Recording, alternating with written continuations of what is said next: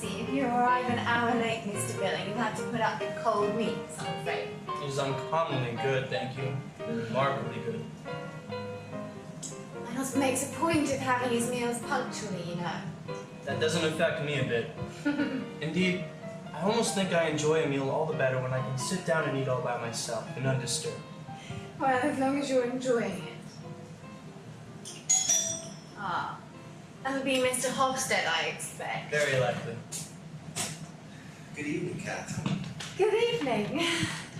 Well, how good of you to come up and see us. I just happened to be passing through and I see you have company with me. Oh, it's quite by chance you came in. Would you come in and have something too? Oh no, hot meat this late at night? No, my digestion. Well, once in a while. No, my dear lady, I'll stick to my tea and bread and butter. It's much more wholesome in the long run and a bit more economical too. Oh, you mustn't think that Thomas and I are spendthrifts. No, never think that of you. Is he not at home? No, he went for a quick turn after supper with the boys. I doubt that was a wise thing to do. You know, I fancy I hear him coming right now. No, I don't think that's him. Come in! Ah, it's you, Mr. Hofstede. Yes. I'm sorry, I was delayed in the printer. Now you will forgive me. Good evening. Good evening, Mr. Mayor. Here on business, no doubt. Paul, it's about an article for the paper. So I imagine.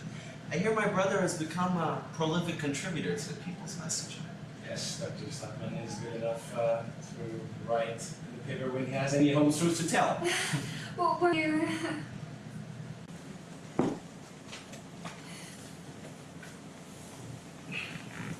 Quite so, quite so. I don't blame him in the least as a writer for addressing himself to the quarters where he'll find the readiest sympathies. And besides that, I personally bear no ill will towards your paper, Mr. Hofstede. I quite agree with you. Taking one thing with another, there is an excellent spirit of cooperation in this town, an admirable municipal spirit, and it all springs from the fact that we have a great common interest to unite us. The baths, yes? Yes, exactly. Our fine, new, handsome baths. Mark my words, Mr. Hofstede, they will become the center of our municipal life, not a doubt of it. That's just what Thomas says. Think of how much the place has developed in the last year or two. Money's been flowing in, there's some life, finally some business doing in the town. Yeah. Houses and landed properties are rising in value every single day. And unemployment is diminishing. So of course that's true. The burden on the poor rates has been light, much to the relief of the property classes.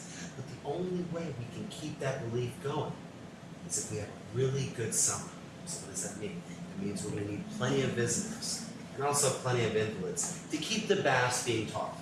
There's a good prospect of that, I hear. Well, all the news that we've been receiving is very encouraging. Inquiries about apartments and things like that are reaching us every single day. Well, the doctor's article will come in very suitably.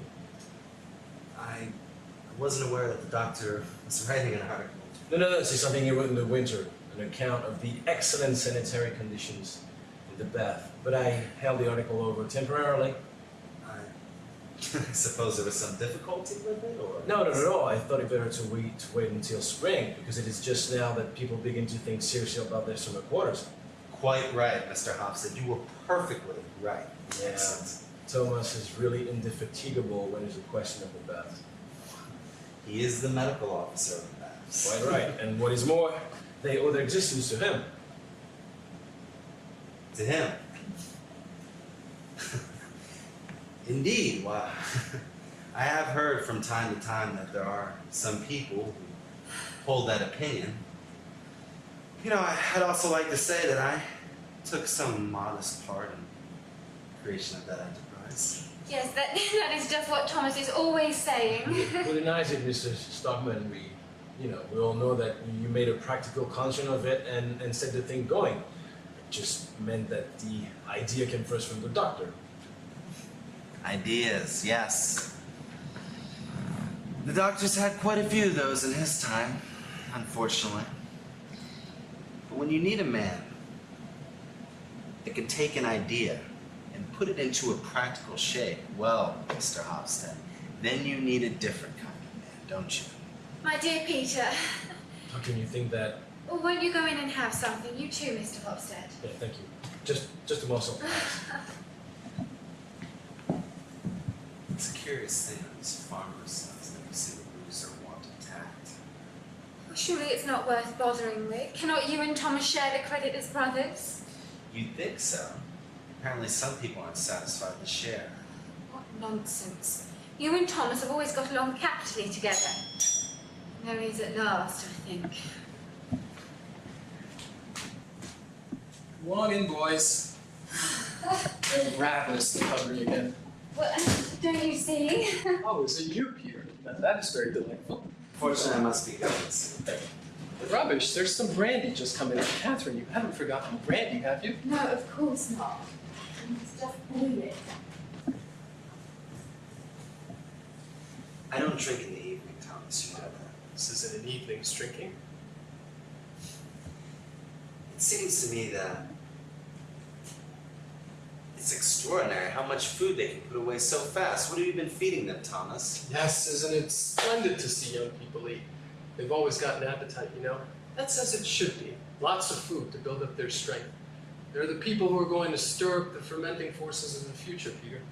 What may they find here that they can stir up, as you put it? You must ask the young people that when the time comes. We shan't be able to see it, of course. That stands to reason, two old fogies like us. What an extremely odd expression you use, Thomas. Mustn't take me too literally, Peter. I'm so heartily happy and contented, you know? It's a splendid thing to be in the middle of all this growing and germinating life. It's as if a whole new world were being created around one.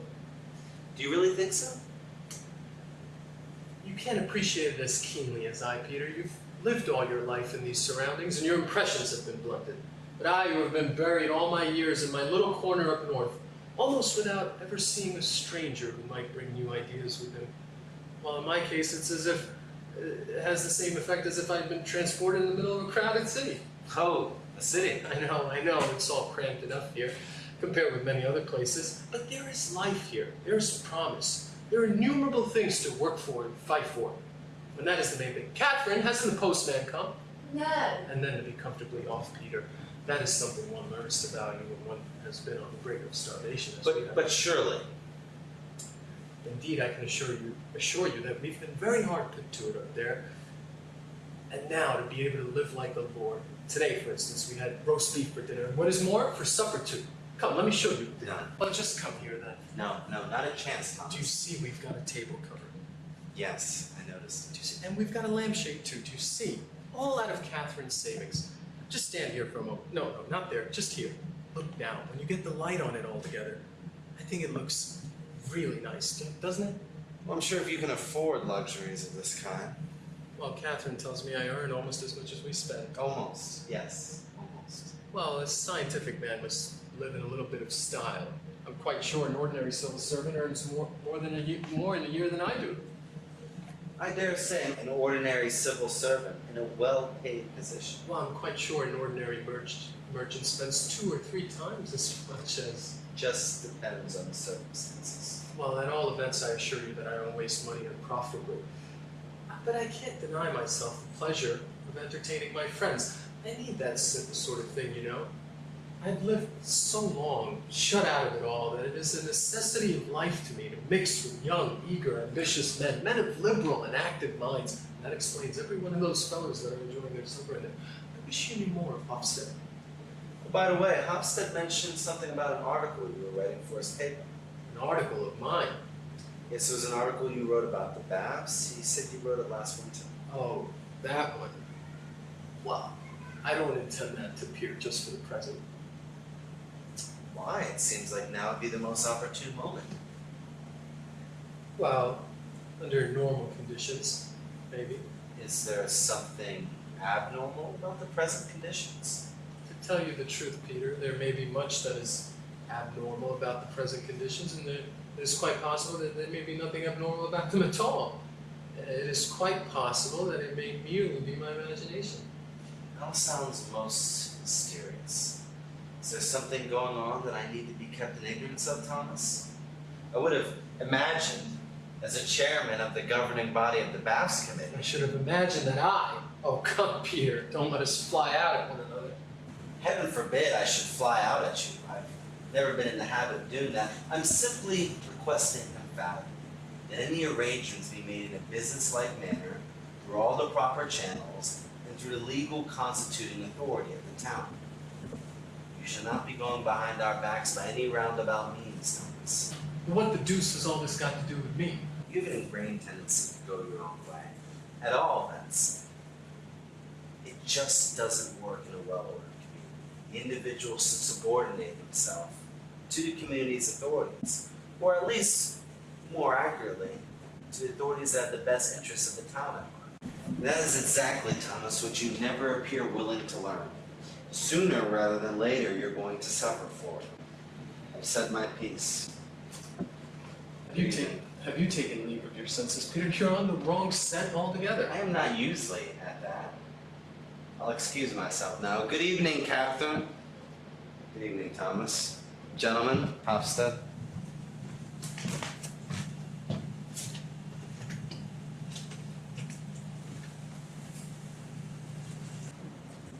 Has he gone? Yes, and it's such a bad temper, too. Well, what have you been doing to him again, Thomas? Nothing at all. Anyhow, you can't oblige me to make my report before the proper time. What have you got to make a report to him about? Leave that to me, Catherine. It's an extraordinary thing that the postman doesn't come. One feels a new man after a meal like that. But May was in a very sweet temper today, right? It's his stomach. He has a wretched digestion. Yeah, I don't think it was just the people's messenger that he couldn't digest. You seem to come out of it pretty well with him. Well, yeah, nothing more than a sort of truce. That is just what it is. That word sums up the situation. Well, we must remember that Peter is a lonely man, poor chap. He has no home comforts of any kind, nothing but everlasting business. And all that infernal weak tea wash that he pours into himself. Where are we going to have that time? Yes, I'm just getting it. Now, this one is rum, and this one's brandy, so everyone must help themselves. Well, and let us have the cigars. Morton, you know where my box is, and Edgeleth, you can get my pipe. I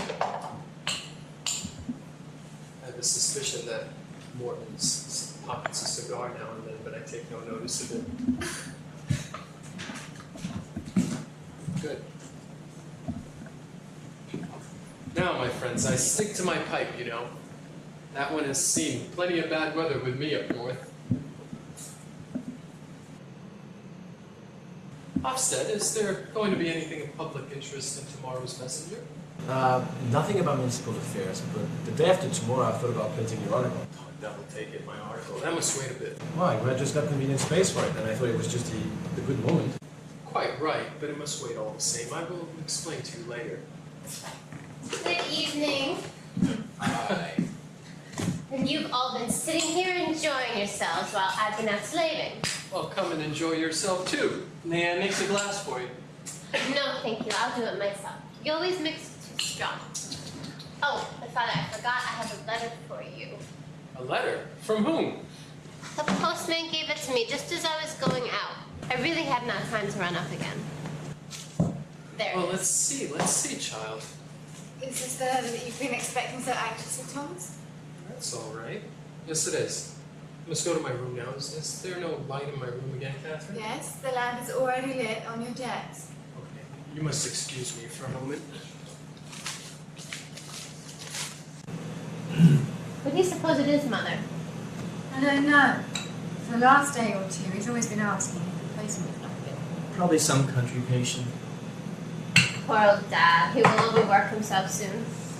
Have you been teaching in the evening school again today? 2 hours. And 4 hours of school in the morning. 5 hours. And you still have exercises to correct, let's see. A whole heap, yes. That is okay. 'Cause I'm so delightfully tired after. Do you like that? Yes, because then one sleeps so well. You must be dreadfully wicked, Portia. Wicked. Yeah, because you work so much. Mr. Roman says work is a punishment for our sins. Oh, what a duffer you are to believe a thing like that. Come, Aislinn. That's Captain. Don't you really work as hard as that, Morton? No, indeed I don't. Everyone would want to be there. I like best to be a Viking. You would have to be a pagan then. I agree with you, Martin. My sentiments exactly. I'm sure that's not true, Mr. Billy. Yes, it is, I swear. I'm a pagan, I'm proud of it. Believe me, before long we shall all be pagans. Then we shall all like to do whatever we like. Now, you boys go up to your room. I'm sure you've got lessons to learn tomorrow. I should like so much to stay a little longer. No, and no. Go away, both of you. Do you think you can do the boys any harm to hear such things? I don't know, but I don't like it. You know, Mother, I think we're really wrong about it. Well, maybe, but I don't like it. Not in our home. There is so much falsehood at home and at school. At home, one must not speak, and at school we have to stand and tell lies to the children. Tell lies? Don't you suppose we have to teach them all sorts of things we don't believe? That's perfectly true. Have you had time to do anything about the English story you promised to translate for us? No, not yet, but I will get it to you in good time. Well now, the town will have something new to talk about, I can tell you. And what's this? Great discovery, Pat. Really? A discovery of yours. Discovery of mine. Let them come saying as usual that it is fancy and a crazy man's imagination. But they will be careful what they say this time, I can tell you. Father, tell us what it is. Yes, yes, only give me time and you shall know all about it. If only I had Peter here now. Just goes to show that we men can go about forming our judgment but when we are as blind as any moles. Are you driving at, Doctor? Isn't it the universal opinion that our town is a healthy spot? Certainly. Quite an unusually healthy spot. In fact, a place that deserves to be recommended in the warmest possible manner, either for invalids or for people who are well. Yes, but my dear Thomas. And I've been recommending it and praising it, both in the messenger and in pamphlets. Well, what then? Do you know what they are? These great, splendid bats that have cost so much money. Do you know what they are? What are they? Yes, what are they? The whole place is a pest house. The bats? Our bath. The whole bath establishment is a whited poison sepulchre. The gravest possible danger to the public health. All that nastiness up at Mollydale, all that stinking filth is infecting the water in the conduit pipes leading to the reservoir. Well, the bathing place is just there. How can you be so sure of all that, Doctor? I've investigated the matter most conscientiously. For a long time past, I suspected something of the kind. Last year, we had some very strange cases of illness among the visitors. Typhoid cases and cases of gastric fever. Yes, that's quite true. At the time, we supposed the visitors had been infected before they came. But later on in the winter, I began to have a different opinion, so I set myself up to examine the water as well as I could. So that's what you've been so busy with. Indeed, I've been busy, Catherine. But here I had nothing of the necessary scientific apparatus, so I sent samples, both of the drinking water and of the seawater, up to the university to have an accurate analysis made by a chemist. And have you got that? Here it is. It proves the presence of decomposing organic matter in the water.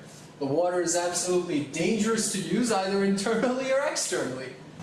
What a matter, you've discovered it in time. You may well say so. And what do you propose to do now? See the matter put right naturally. Can that be done? It has to be done, otherwise the whole bath establishment would be absolutely useless and wasted. We need not anticipate that. I have a very clear idea of what needs to be done. But why have you kept everything so secret, Thomas? You think I was going to run about the town gossiping about it before I had absolute proof? No, thank you. I'm not such a fool. Still, you might have told us. Not a living soul, but tomorrow you may run around with the old badger. Thomas. Well, to your grandfather then. And the old boy will have something to be astonished at. I know he thinks I'm cracked, and lots of other people think so too. And now these good folks shall see. They shall just see. There will be a nice upset in the town, Catherine. You can't imagine what it will be. All the conduit pipes will have to be relayed. All the conduit pipes? Yes, of course. The intake is too low down. It will have to be lifted to a position much higher up. Then you were right after all. Ah, remember, Petra. I wrote opposing the plans before the work was begun. At the time, no one would listen to me. But now I'm going to let them have it. Of course, I've prepared a report for the Baths Committee. I've had it ready for a week and was only waiting for this to come. Now it shall go off at once. Look at that. 4 closely written sheets, and the letter shall go with them. Give me a bit of paper, Catherine. Something to wrap them up in. Yes, that will do. And give it to... What the deuce is her name? Give it to the maid and tell her to take it at once to the mayor. What do you think Uncle Peter will say, Father? Well, what is there for him to say? I think he should be very glad that such an important matter has been brought to light. Will you let me print a short note in the paper about this? Well, I would be very much obliged if you will. I think it's very important for every municipal voter to have this information. Certainly. She's just gone with it. Ofsted, don't you think the town ought to give Dr. Stockman some sort of testimonial? Nonsense. As a matter of fact, I've done nothing more than my duty. I've only made a lucky find, that's all. Still all the same. I will speak to Osler soon about it. No, my good friends, don't let us have any of that nonsense. I won't hear anything of the kind. And if the Bats Committee should think of voting me an increase in salary, I won't accept it. That's quite right. Your health, Father. Your health, Doctor. Good health. Thank you, my dear fellows. I feel tremendously happy. It's a splendid thing for a man to be able to feel that he has done service to his native town and to his fellow citizens. Hurrah, Catherine!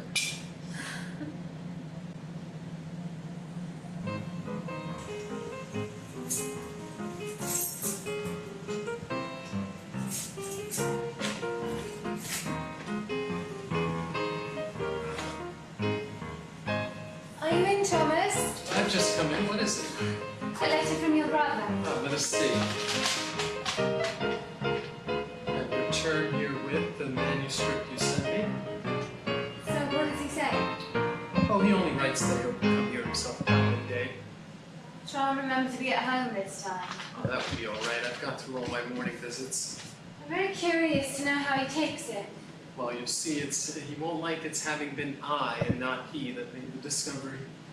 Oh, aren't you a little nervous about that?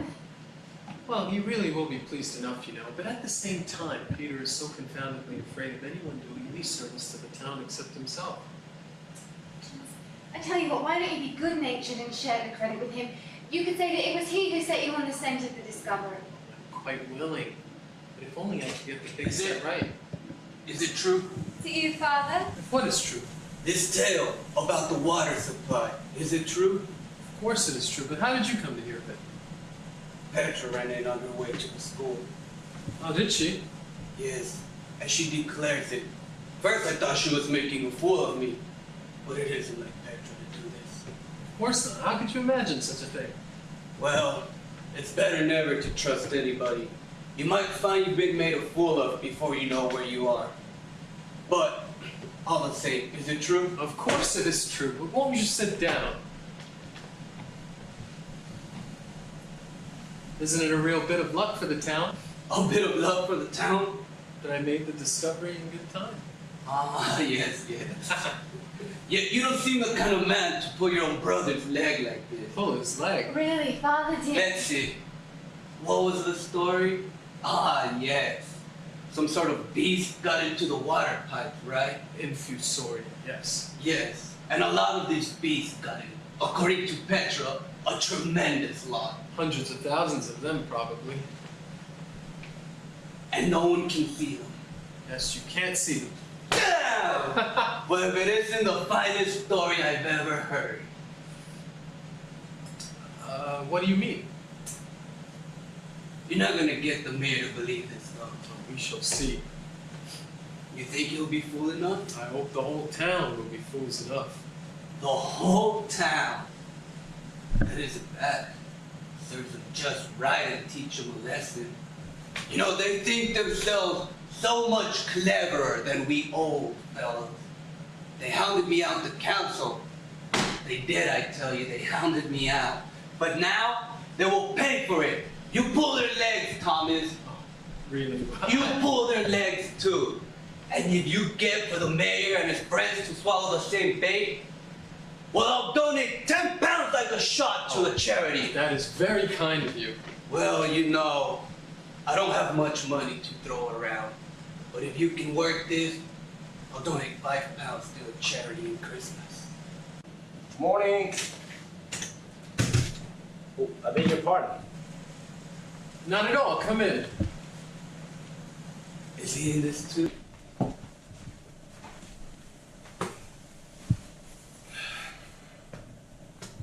Certainly he is. I must have thought it. This must get on the papers, and you know how to do it. You work that wit, Thomas. But now, I must go. Oh, won't you stay a while? No, I must be off. But you play this game for all it's worth. You won't repent it. Damned if you will.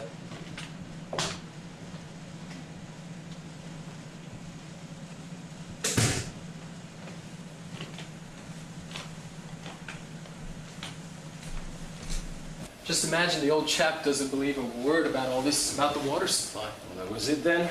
Yes, that was it. Perhaps it's the same thing that brings you here? Yes, it is. Can you spare me a few minutes? As long as you like. I've given the matter a great deal of thought since last night. Well? From your point of view, as a man of science and a doctor, you do not realize that this affair of the bath, the pollution of the water, implies a great many other things. How do you mean? You said yesterday that the pollution of the water was due to impurities in the soil. Yes, unquestionably it is due to that poisonous morass up at Malodale. I beg your pardon, Doctor, but I fancy it is due to quite another morass altogether. What morass? The morass that our town, the life in our town is built on and rotting in. What deuce are you driving at, Hofstad? The whole of the town's interests have, little by little, got into the hands of a pack of officials. Oh, come, they are not all officials. No, but those are not official, or at any rate the officials' friends and adherents. It is the wealthy folk, the old families, that have got us entirely in their hands. Yes, but after all, they are men of ability and knowledge. Oh, did they show any ability or knowledge when they laid the conduit pipes where they are now? No, but that was a great piece of stupidity on their part. But that is going to be set right now. Do you think it's going to be all such plain sailing? Plain sailing or no, it's got to be done. Yes, provided the press takes the matter up. I don't think that would be necessary, my dear fellow. I'm certain my brother will... Doctor, I beg your pardon. I feel bound to tell you I want to take the matter up. In the paper? Yeah. Well, you told me what... Well, you yourself had told me what the result had been. You nearly... When I arrived paper. at People's Messenger, my idea was to break up with this ring of self-opinionated old fossils. But a journalist of my democratic tendencies cannot let such an opportunity as this slip. The bubble of official infallibility must be pricked. This superstition must be destroyed, like any other. I'm wholeheartedly with you in that, Mr. Hofstad. If it is a superstition, away with it. I should be very reluctant to bring the mayor into it, because he's your brother. But I'm sure you will agree with me that truth should be the first consideration. That goes without saying, but... Look, you must not misjudge me. I am neither more self-interested nor more ambitious than most men. My dear fellow, who suggests anything of the kind? I am of humble origin, as you know. And that gave me the opportunity of knowing what is the most crying need in the humbler ranks of life. It is that they should be allowed some direction in public affairs. That is what will develop their faculties and intelligence and self-confidence. Quite appreciate that. In my opinion, a journalist incurs a heavy responsibility if he neglects a favorable opinion of emancipating the masses, the humble and oppressed.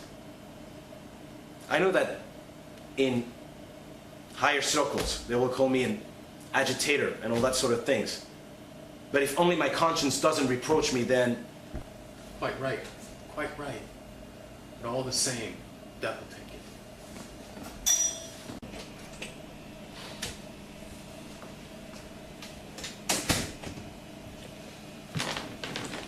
Excuse my taking the liberty, Doctor.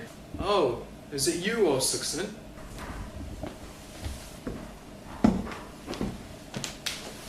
Yes, Doctor. Is it me you want to Slexon? No, I didn't know I'd find you here. It was the doctor I was looking for. Quite at your service. What is it? Is what I heard from Mr. Billy true, sir? That you mean to improve the water supply? Yes, for the baths. Quite so, I understand. Well, I've come to say that I'll back that up by every means in my power. Do you see? Well, I should be very grateful to you, but...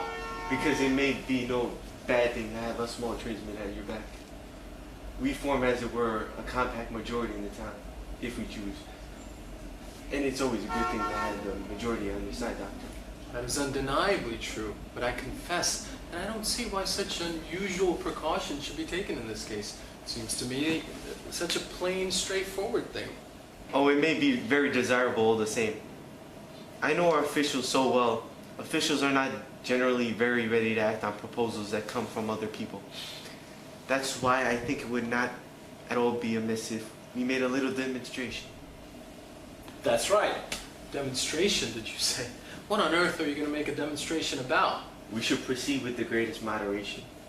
Moderation is always my aim. It's the greatest virtue in a citizen.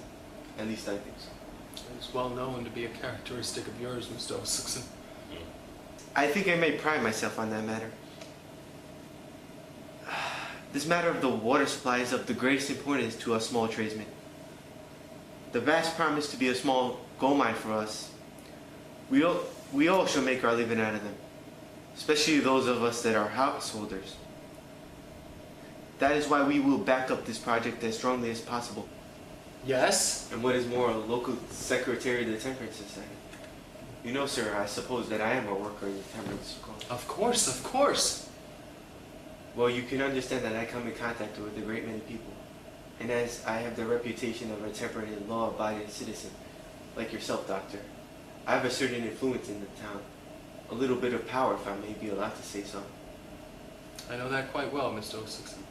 So you see, it would be an easy matter for me to set foot on some sort of testimonial. Testimonial? Yeah, some kind of address of thanks from the townspeople for your share in a matter of such grave importance to society. I need scarcely say that it would have to be a matter drawn up with the greatest regard for moderation.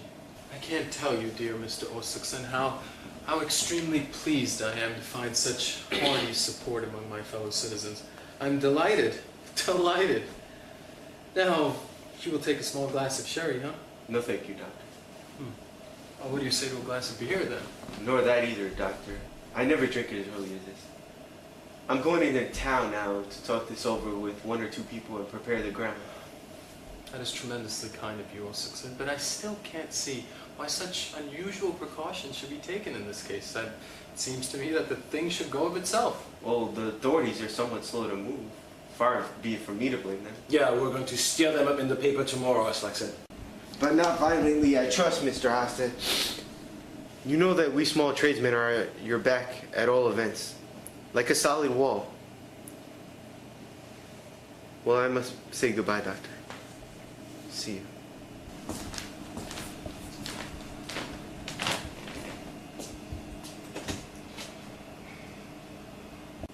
Well, what do you think of that, Doctor? Don't you think it's high time we steer a little life into this slackness and vacillation and cowardice? Are you referring to Osikson? Yes, I am. He's one of those we're floundering about. Decent enough fellow though he may be otherwise. But most of the people here are in just the same case. Seesawing and edging first on one side and then to the other. So overcome with caution and scruple that they never dare to take any decided step. But Osikson seemed to me so thoroughly well-intentioned. There is something I esteem higher than that, Doctor. It is for a man to be self-reliant and sure of himself. I think you're perfectly right there. That is why I want to seize this opportunity and try if I cannot manage to put a little life, a little virility into these well-intentioned people for once. The idol of authority must be shattered in this town. This gross and inexcusable blunder of the water supply must be brought home to the mind of every municipal voter. Very well. If you are absolutely certain that it is for the good of the community, so be it. But not until I've had a talk with my brother. Anyway, I will get a leading article ready. And if the mayor refuses to take the matter up, how could you conceive such a thing possible? It is conceivable. And in that case? In that case, you may print my report, every word of it. May I? Have I your word for it? Here it is. It can do no harm for you to read it through. You can return it to me later on. Good. Good. This is what I will do. And now, goodbye, Doctor.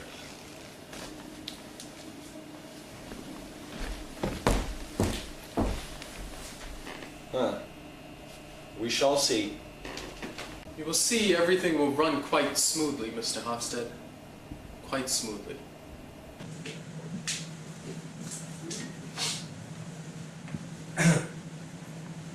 Catherine?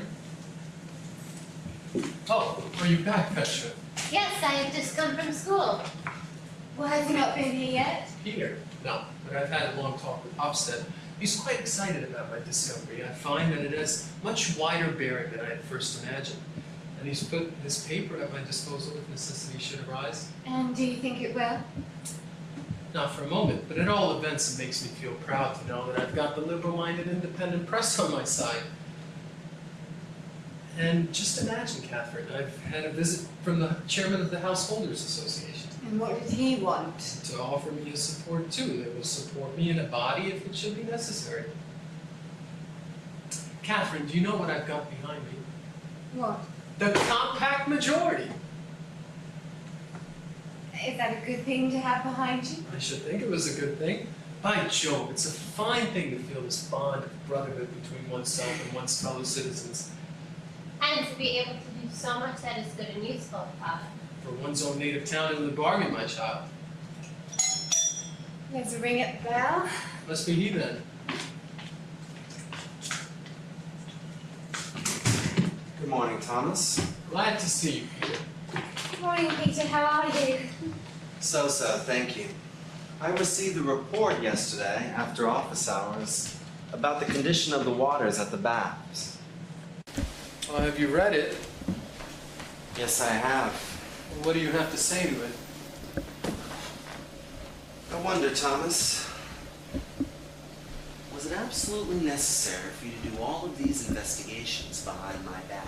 Yes, because until I was absolutely certain... Then you were saying that you were absolutely certain of what you say in this report. Surely convinced of that. And is it your intention to release this report to the committee as some kind of official communication? Certainly, something must be done in the matter, and that quickly. As usual in your report, you use violent language. You say, among other things, that we offer visitors of the baths, how did you put it so eloquently, a permanent supply of poison. Well, can you describe it in any other way, Peter? Just think, water that is poisonous, whether you drink it or bathe in it, and this we offer to the poor sick folk who pay us at an exorbitant rate to be made well again? Your conclusions lead you to the fact that we need to create a brand new sewer system to divert the alleged impurities from Moldell, and then also create a relay water conduit system, I think. Do you see any other way out of it? I don't. I made the pretext of visiting the town engineer this morning. I broached with him the subject of your proposal to fix the water system. As maybe something the committee will look into sometime later on. Sometime later on? He smiled at what he considered to be my extravagance. Have you even taken the time, Thomas, to even consider how much this will cost? The information that I've obtained says that this is going to cost somewhere between 15 and 20,000 pounds. Would it cost so much? Yes, and the worst part about it is we'll have to shut down the baths for 2 whole years to get the work done. 2 years? Yes. 2 whole years? Yes, at least. And what are we to do with the baths in the meantime? Of course, we'll be obliged to close them. And do you really think anybody's going to go to the baths once they find out that the water's dangerous? That is what it is. And all this at this juncture, just as the baths are beginning to become popular. As you know, Thomas, there are many neighboring towns that also have bathing capabilities. And don't you think that they will just jump at the chance to steal these customers that we've been trying so many years to get? Of course, once that happens, we'll be obliged to abandon the project altogether. Then, all you have to show for yourself is your native town ruined. I should have ruined... It is simply and solely through the baths that this town has any future worth mentioning. You know that as well as I do, Thomas. Well, what do you think ought to be done then? Well, I am not entirely convinced that the situation at the baths is as bad as you say it is. I tell you, it is even worse, or at all events, it will be in the summer when the warm weather comes. I believe you have grossly exaggerated the situation. As a capable physician, you ought to know what measures to take. You ought to know how to prevent any injurious problems. You You also ought to know how to prevent or remedy any obvious persistent problems. Well, what more? The water supply of the baths is now an established fact and should be treated as so. Perhaps the baths committee will be inclined to tackle this question somewhere down the road, of course with a reasonable expenditure. Do you suppose that I should have anything to do with such a piece of trickery as that? Trickery? Yes, it would be a trick, a fraud, a lie, a downright crime towards the public, towards the whole community. As I've said before, I am not entirely convinced that there is any kind of imminent danger involved. You have. It is impossible that you should not be convinced. And you know it very well, Peter, only you won't acknowledge it. It was owing to your action that both the baths and the water conduits were built where they were, and that is what you won't acknowledge. That damnable blunder of yours. Pooh! Do you suppose I don't see through you? And even if that were true, if I were to somewhat anxiously guard my reputation, it's only for the best interest of the town. Without any moral authority, I would be powerless to help the town out. That's why it is so utterly important that you not deliver your report to the baths committee. And do you consider that I do that?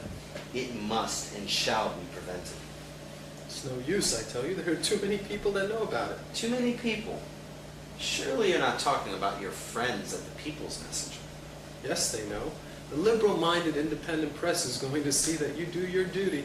Thomas, you are an extraordinarily independent person. Have you given absolutely no thought to what the consequences this may have for you? Consequences? For me? For you and yours. What the deuce do you mean? I feel like I've always behaved in a brotherly manner. Whenever you need any help, I was always obliged. Is that not true? Yes, you have, and I'm very grateful to you for it. There's no need. For some small part of it, I felt like if I helped your financial position, it might allow me to keep some kind of check on you. Then it was only for your own sake. To some very small extent. It's very embarrassing to be in an official position and have your nearest relative constantly try and compromise you time after time. Do you think that I do that?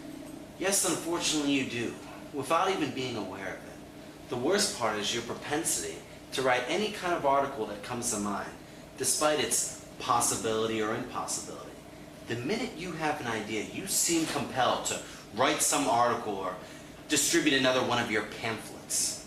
Well, isn't it the duty of a citizen to let the public share in any new ideas he may have? The public doesn't require any new ideas. The public is best served by the old established ideas it's always had. And that is your honest opinion. Yes, and for once I must talk frankly with you. Up to this point I've resisted doing so because you're such an irritable man, but now I must tell you the truth. You seem to always having a problem with the authorities or even the government. You complain that you're being persecuted and neglected. But what else is there to expect from such a cantankerous man as yourself?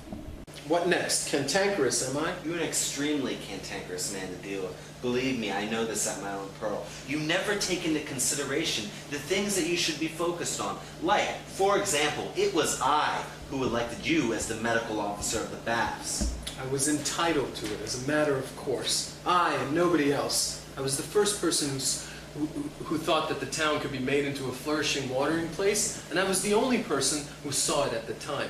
I had to fight single-handedly in support of the idea for many years, and I wrote and wrote. Undoubtedly. But things are not ready for the scheme yet. Of course, there's no way you could have known this in your little place way up north. But when things are ripe for the picking, I and the others took matters into our own hands. And made this mess of all my beautiful plan. It's pretty obvious what clever fellows you were. I know that you will find me inexorable in what I'm about to require you to do. And what is that? As you have been so indiscreet to talk about this to outsiders, despite the fact that you should have kept it completely confidential and official, we are going to need you to make a public statement completely refuting your findings. I? How? I don't understand. The first thing you're going to need to do is come out and say that, after further investigation, the situation at the baths is not nearly as dangerous as you thought it was. Oh, so that is what you expect. We also expect you to come out with all of your confidence in the BAFS committee in being able to handle this problem in the future. But you won't be able to do that by patching and tinkering at it. Never! Take my word for it, Peter, I mean what I say, as deliberately and emphatically as possible. As an official member of the committee, you have no right to an opinion. No right. As an official member, you have no right. As a private citizen, that is an entirely different matter. This is too much. I, a doctor, a man of science, have no right to? This is not entirely a scientific matter. It's a lot more complicated than that, Thomas. There is a technical side, and then there's also an economic side to it. I don't care what it is. I intend to express my opinion on any subject under the sun. As you please, on any subject except the BAFS. That I forbid. You forbid? You a pack of... I, your chief, forbid it. And as your chief, you will obey me. Oh, Peter, you were not my brother. Father, you shan't stand it. Petra! See, we've been eavesdropping, have we? Well, you were talking so loudly we couldn't help it. Yes, I was listening. It's good. I'm glad that you were listening. Oh, you were saying something about forbidding and obeying? Thomas, you brought that out. So I'm to give myself the lie publicly. You are going to read from a statement that was approved by the BAFS committee. And if I do not obey, then we will be forced to issue a statement ourselves to reassure the public. then I will use my pen against you. I stick to what I have said, and I will prove that I am right and that you are wrong. What will you do then? Thomas, if you do that, I will not be able to prevent you from being dismissed. What? Father, dismissed. Dismissed. You will be completely dismissed and removed from all concerns of the BAFS committee. You would dare do that? It is you who are playing the daring game, Thomas. Uncle, that is a shameful way to treat a man like father. Do hold your tongue, Petra. I see everybody in this house is free to have their own opinion, aren't they? Well, Catherine, you have always been the most sensible person here. I beg of you to use all influence that you can on Thomas to show him what the consequences will be for himself and his family. My family is my concern and nobody else's. Catherine, his family and everything at the town is at stake here. It is I who have the good of the town at heart. I want to lay bare the defects that sooner or later must come to the light of day. I will show you who loves his native town. It is your blind obstinacy that is trying to cut off the main source of wealth for this town, Thomas. The water is poison, man. We are retailing filth and corruption. The whole of our municipal life derives its sustenance from a lie. As you may have imagined, or even worse. What kind of person would make such offensive insinuations about his town? He could only be an enemy of the community. You would dare to? Thomas! Don't lose your temper. You know what? I will not expose myself to this kind of violence. You know what you are obliged to do. Good evening, Thomas.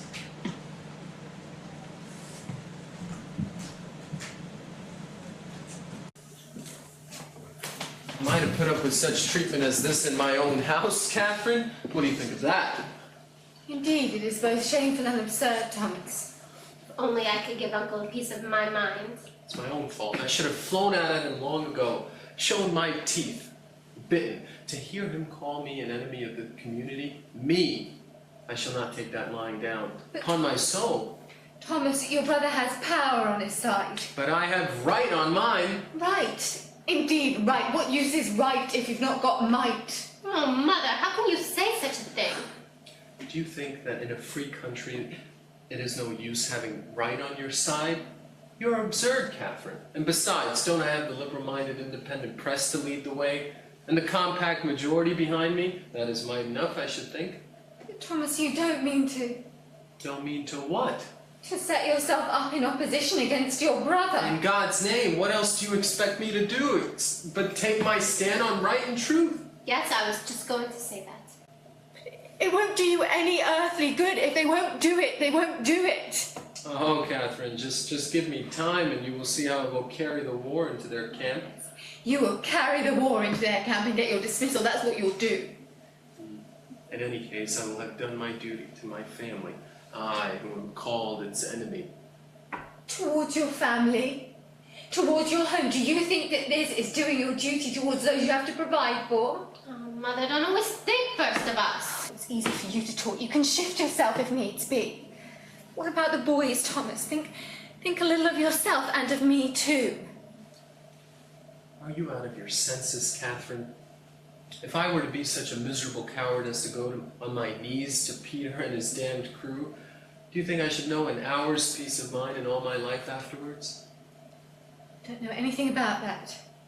But God preserve us from the peace of mind you shall have if you go on defying him. You will have no means of subsistence. You have no income to count upon. I would have thought you had enough of that in the old days. Remember that, Thomas. Think what that means. This is what this slavery can bring upon a free, honorable man. Isn't it horrible, Catherine? Yes, it is sinful that they should treat you this way. Good heavens, one has to put up with so many injustices in the world. There are the boys. Look at them. What's to become of them? Don't you? You could never have the heart. The boys, No. Even if the whole world goes to pieces, I will never bow my neck to this yoke. What are you going to do, Thomas? I mean to have the right to look at my sons in the face when they are grown men. God help us. Father is splendid, he will not give in.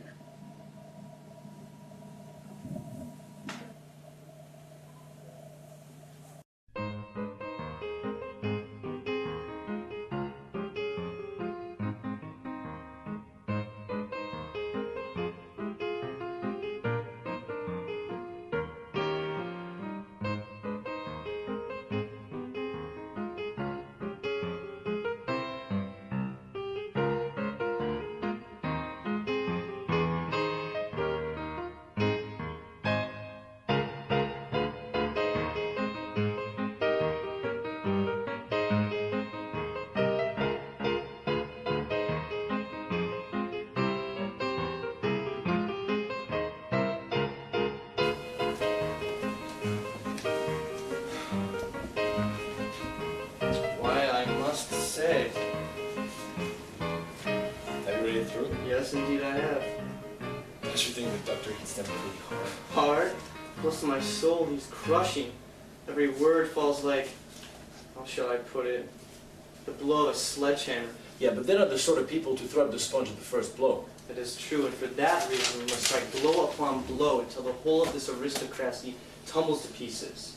When I sat in there reading this, I almost seemed to see a revolution in being. Speak so that Slaxon cannot hear you. Well, Slaxon's a chicken-hearted chap, a coward. There's nothing of the man in him. But this time you will insist on your own way? You will put the doctor's article in? Yes.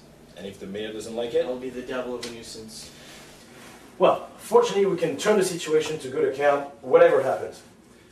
If we will not fall in with the doctor's project, he will fall out with all the small tradesmen, the crowd of the Householders Association, and the rest of them. And if he does fall in with it, he will fall out of the large shareholders of the Bath, who up to now has been his most valuable supporters. Yes, because they will have to fork out a pretty penny. Oh yes, you may be sure they will. And in this way, the ring will be broken up. See? And then every issue of the paper, we will enlighten the public on the mayor's incapability on one point and another, and make it clear that all the positions of trust in the town, the whole control of municipal affairs, ought to be put in the hands of the liberals. That is perfectly true. I see it coming, I see it coming. We're on the threshold of a revolution.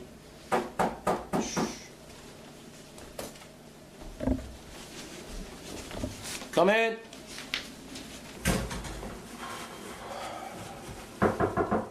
Ah, it is you, Doctor. You may set to work and print it, Mr. Hofstede. Has it come to that then? Hurrah! Undoubtedly it has come to that. Now they must take what they get. War to the knife, I hope. There's going to be a revolution in the town tomorrow, Mr. Billing. War to the knife, I hope. We'll get our knives to their throats, Doctor. This article is only the beginning. I've got 4 or 5 more sketched out in my head. Where's Slickson? Oh, Slickson? Just come here for a minute. 4 or 5 more articles, did you say, on the same subject? Oh no, far from it, my dear fellow. They're about quite another matter. But they all spring from the same question of the water supply and the drains. One thing leads to another. It's like beginning to pull down an old house, exactly. Upon my soul, it's true. You find you're not done until you've pulled all the old rubbish down. Pull down? You're not thinking of pulling down the old baths, surely, Doctor? Far from it, don't be afraid. Oh no, we meant something quite different. But what did you think of my article, Mr. Hofstede? I think it is simply a masterpiece. Do you really think so? Well, I'm very pleased, very pleased. It is so clear and intelligible. One need have no special knowledge to understand the bearing of it. You will have every enlightened man on your side. And every prudent man, too, I hope. The prudent and the imprudent. Almost the whole town. In that case, we may venture to print it. I should think so. We'll put it in tomorrow morning. Of course, you must not lose a single day. What I wanted to ask you, Mr. Osingson, was if you would supervise the printing of it yourself. With pleasure. Take care of it as if it were a treasure, huh? No misprints. Every word is important. I will look at it again a little later. Perhaps you will be able to let me see a proof? I can't tell you how eager I am to see it in print. See it burst upon the public. Burst upon them, yes, like a flash of lightning. And to have it submitted to the judgment of my intelligent fellow townsmen. You can't imagine what I've gone through today. I've been threatened with one thing and then with another. They have tried to rob me of my most elementary rights as a man. What? Your rights as a man? They have tried to degrade me, to make a coward of me, to force me to put my personal interest before my most sacred convictions. That is too much. I'm damned if it isn't. You mustn't be surprised at anything from that quarter. Well, they will get the worst of it with me. They can assure themselves of that. I shall consider the people's messenger as my sheet anchor now. I will bombard them with one article and then with another, like bombshells. Yes, but rah, it is war, it is war. I shall smite them to the ground. I shall crush them. I shall break down all their defenses before the eyes of the honest public. That is what I shall do. Yes, but in moderation, Doctor. Proceed with moderation. Not a bit of it. Not a bit of it. Don't spare the dynamite. Because it is not merely a question of water supply and drains, you know. It is the whole of our social life that we've got to purify and disinfect. Spoken like a deliverer. All the incapables must be turned out, you understand? And that in every walk of life. Endless vistas have opened themselves to my mind's eye today. I can't see them all quite clearly yet, but I shall in time. Young and vigorous standard bearers, those are what we need and must seek, my friends. New men at command at all our outposts. Hear, hear. We only need to stand by one another and it will all be perfectly easy. The revolution could be launched like a ship that runs smoothly off the stocks. Don't you think so? For my part, I think we now have a prospect of getting the municipal authority into the hands where it should lie. And only if we proceed with moderation. I cannot imagine there will be any risk. Well, the devil cares if there's any risk or not. What I'm doing for the sake of truth and for my own conscience. You're a man who deserves to be supported, Doctor. Yeah, the Doctor's a true friend to the town. A real friend to the community. That he is. Take my word for it, Oslickson. Dr. Stockman is a friend of the people. I fancy the Householders Association will make use of that expression before long. Oh, it is very refreshing for me to hear you say that. My brother called me something quite different today. By Jove, he shall have it back, with interest. But now I must be off to see a poor devil. I will look in it again a little later, like I said. Perhaps you will be able to let me see a proof. And keep a very careful eye on the manuscript, Oslickson. And for worlds don't leave out any of my notes of exclamation. Rather put one or two more in. Capital. Capital. Goodbye. He may prove an invaluably useful man to us. Yeah, as long as he sticks to the bath. I'm sure there'll be no trouble. You are so infernally timid, Oslickson. Timid, yes, when it is a question of the local authorities, I'm timid, Mr. Billing. It is a lesson I have learned in the school of experience. But try me in higher politics, in matters that concern the government, and see if I'm timid. No, you aren't, I admit. This is simply contradicting yourself. I'm a man with a conscience, and that is the whole matter. If you attack the government, you don't do the community any harm anyway.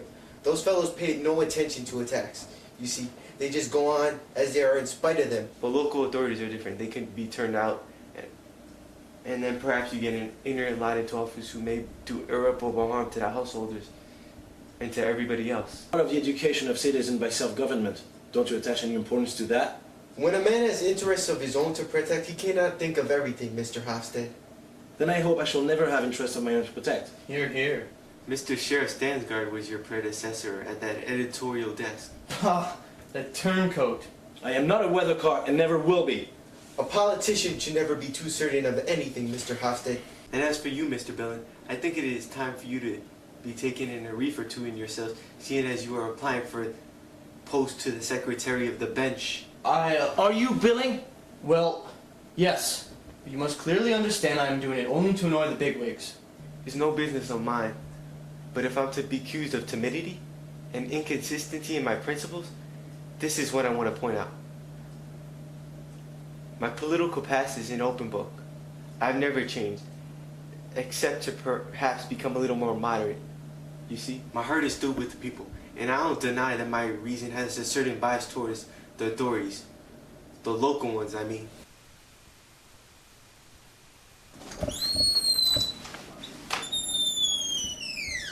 Aren't we trying to get rid of him, Hofstad? Do you know anyone else who would advance the money for our paper and printing bill?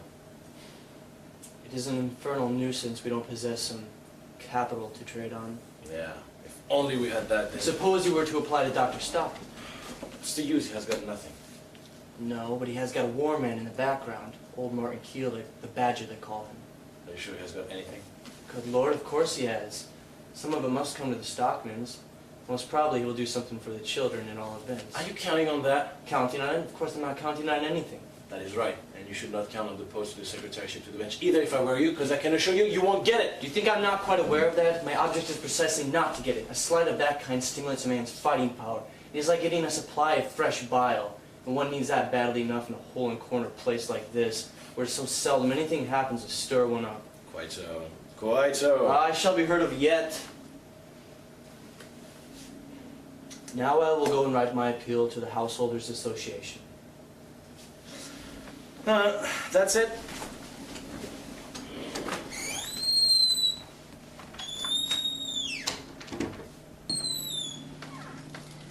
Yes, you must forgive Won't you me. sit down? No, thank you. I must go again in a moment. Have you come with a message from your father by any chance? No, I have come on my own account. Here is the Latin story. Why have you brought it back? Because I'm not going to translate it. But you promised me faithfully. Yes, but then I had not read it. And I don't suppose you have read it either. No, you know quite well I don't understand Latin, but... Quite so. That is why I wanted to tell you that you must find something else. You cannot use this for the People's Messenger. Why not? Because it conflicts with all your opinions. Ah, for that matter. You don't understand me. The burden of this story is that there is some supernatural power that looks over the so-called good people in this world and lets the best happen in their case, while all the so-called bad people are punished. But that is all right. That is just what our readers want.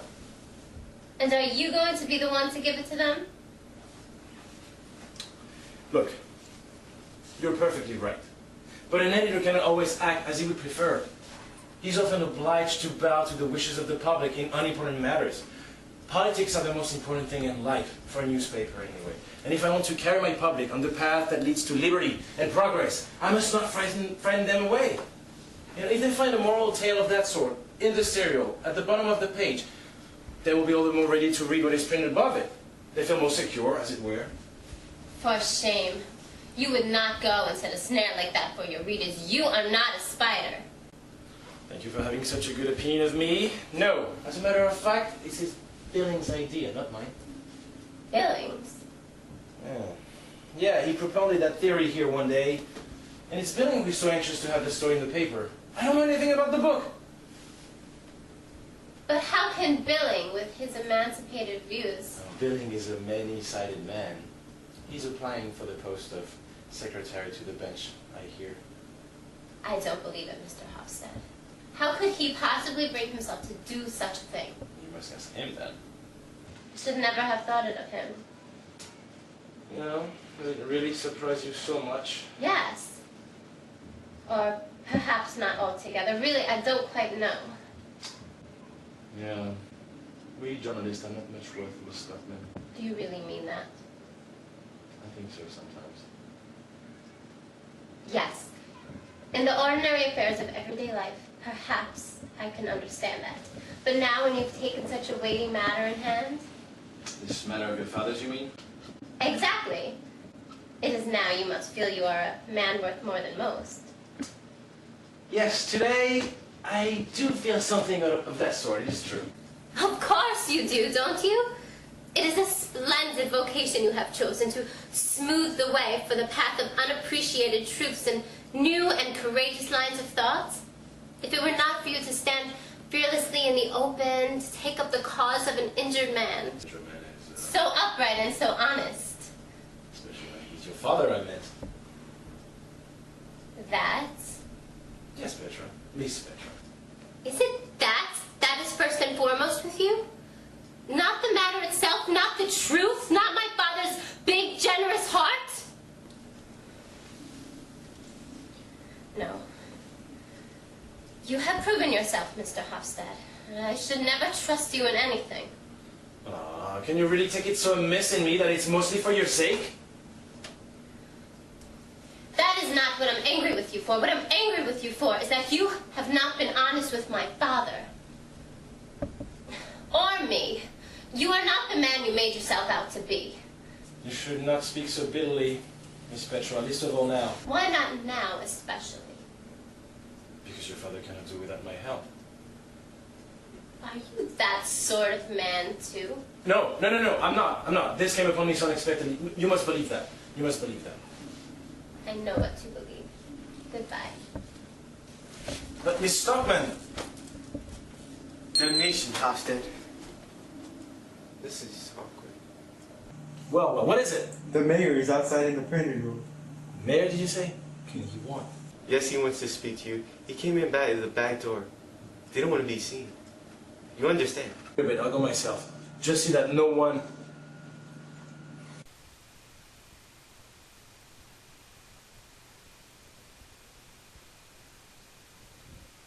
You did not expect to see me here, did you, Mr. Hofstad? Relieve you of your... Thank you. Won't you sit down? Yes. I had an extremely annoying experience today, Mr. Hofstad. Really? Oh, well, with all the business you have to attend to. The medical officer of the baths is responsible for everything that's happened today. Indeed? The doctor? He's addressed a kind of report to the baths committees about certain alleged defects of the baths. Has he? Indeed? Yes. He has told you, hasn't he? I thought that he... Oh, yeah, it is true. He did mention something about... I don't have that copy. There it is, on the desk. Right.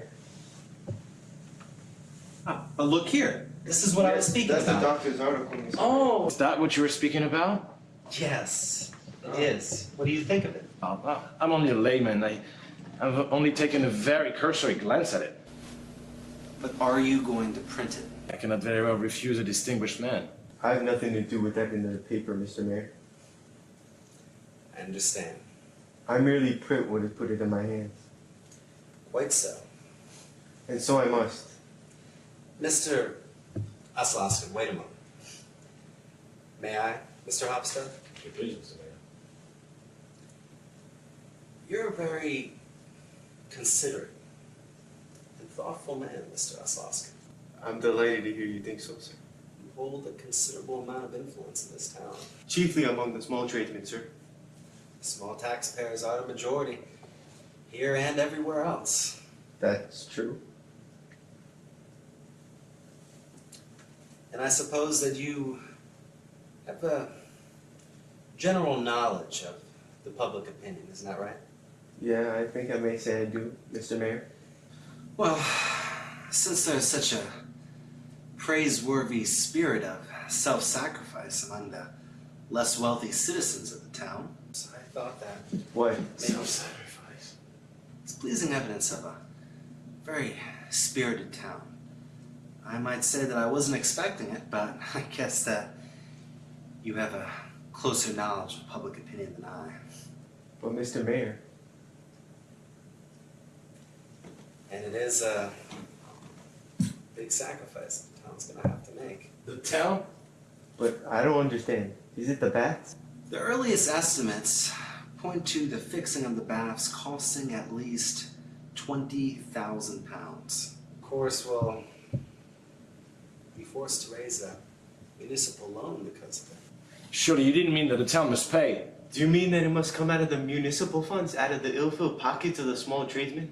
Where else do you think the money's gonna come from? But damn it all, I beg your pardon, Mr. Mayor. This is quite another matter, Mr. Hofstad. The most fatal part of it all is that we'll have to shut down the baths for a couple of years. Shut them? Shut them all together? For 2 years? Yes. That's how long it will take to fix it, at least. I'm damned if we will stand up for that. What are we householders to live upon in the meantime? But what should we do? Do you really think that anybody's gonna come to the town if we keep proclaiming that the water's polluted? Or that we're living over a plague spot? Or that the entire town is... And the whole thing is merely imagination? With my best will, I'm certain that that is the case. Well then I must say, this is absolutely unjustifiable, Dr. Stockman. I beg your pardon, Mr. Mayor. Lamentably true. My brother, unfortunately, has always been a headstrong man. After this, do you mean to give him your support, Mr. Hofstad? How can you suppose for a moment that I would... I've drawn up a short resume of the situation from a reasonable man's point of view. In it, I have indicated how the baths can be fixed without outrunning all of the funds for the committee of the baths. Have you got it with you, Mr. Mayor? Happen to have brought along with me. Good Lord, there he is. Who? My brother? Where? Where? He's just gone through the printing room. How unlucky. I didn't want to meet him here. And I still had more to speak with you guys about. Go in there for the present. But There's only billing over there, it's fine. Quick. fine. Quick, Mr. Mayor. He's just coming. Just try and be quick about it. Pretend to be doing something.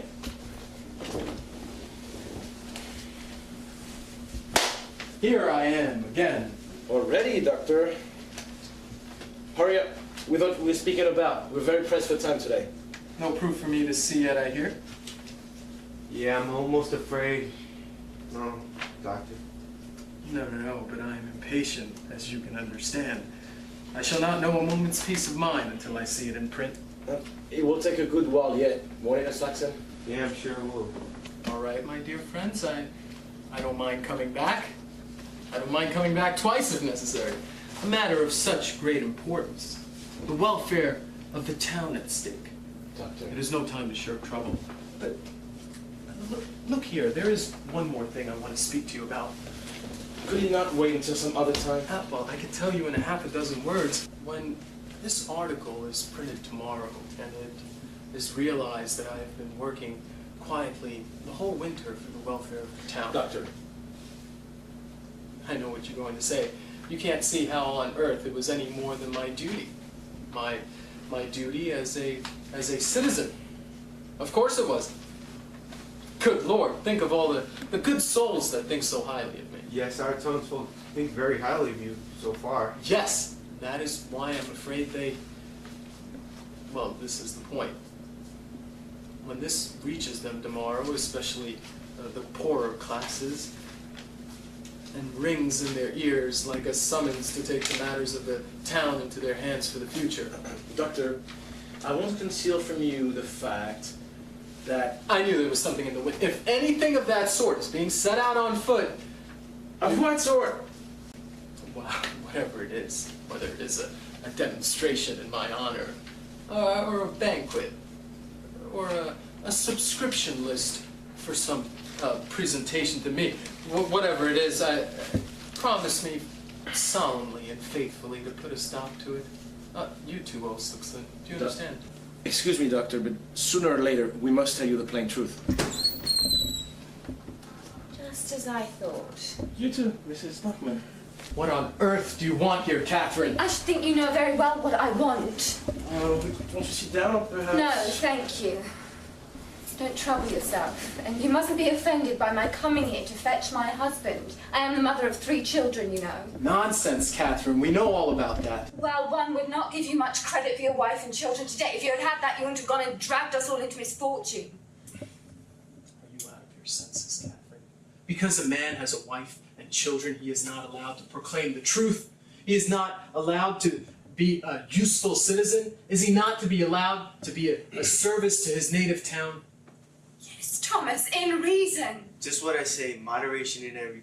And that is why you wrong us, Mr. Halstead, in enticing my husband away from his home and dragging him in all to this, and having him duped in all of this. I certainly am making a dupe of no one. Rubbish, Catherine. Go home and look after your house and let me look after the community.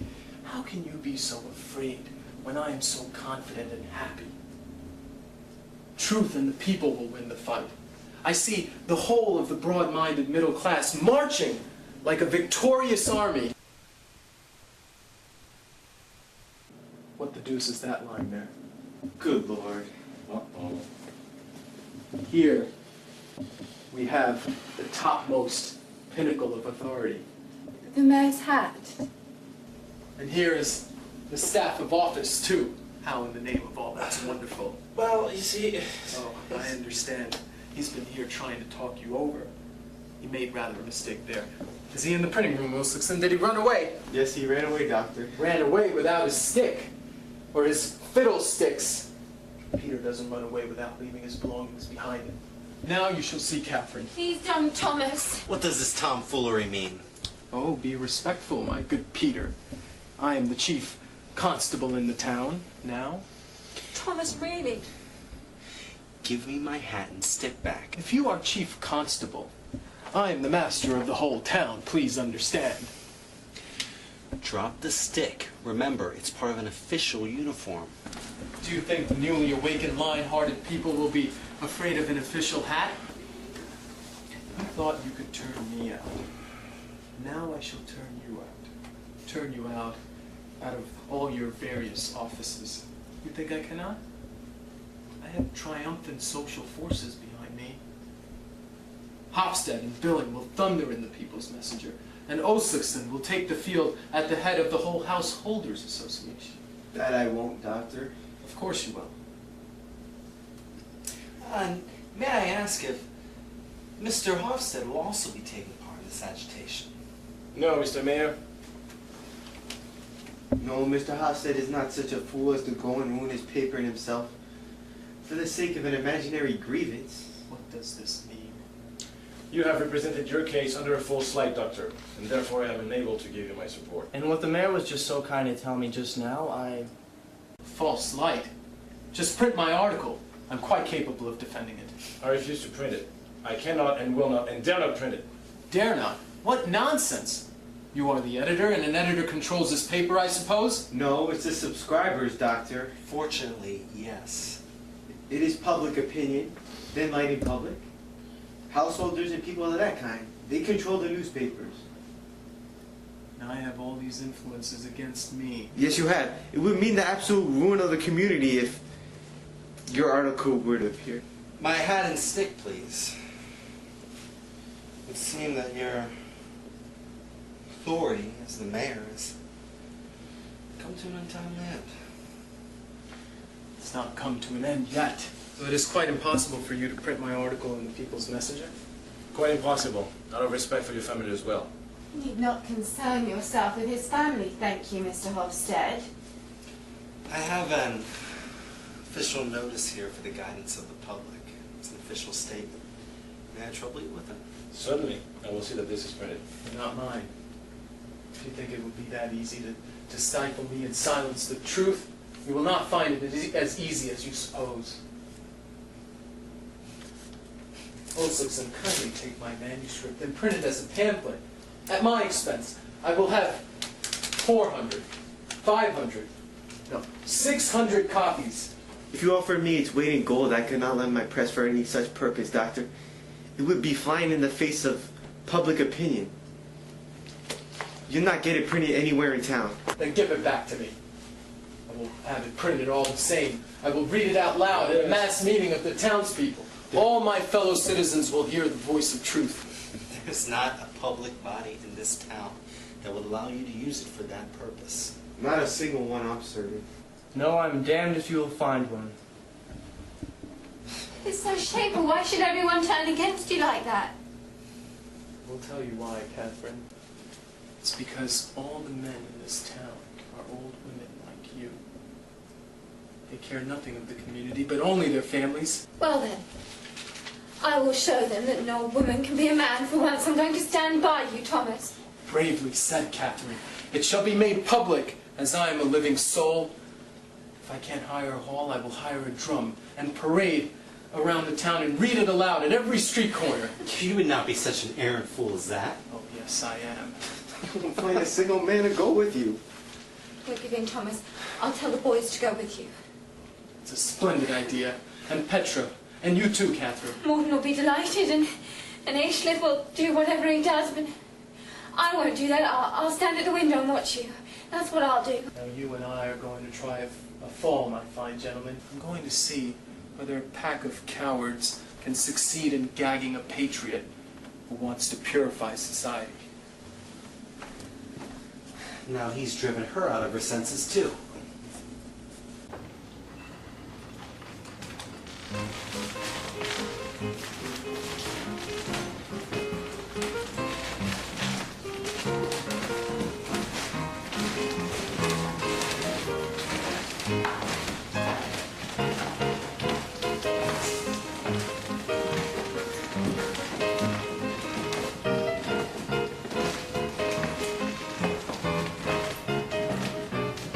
Hello, Lannister. You here too? I go to every public meeting I do. Brought your own whistle too, I expect. I should think so, haven't you? Oh, Emerson said he was going to bring his cow horn. He did. Good old Evanson. I say, what is going on here tonight? Dr. Stockman is going to deliver an address attacking the mayor. But isn't the mayor his brother? That doesn't matter. Dr. Stockman's not the chap to be afraid.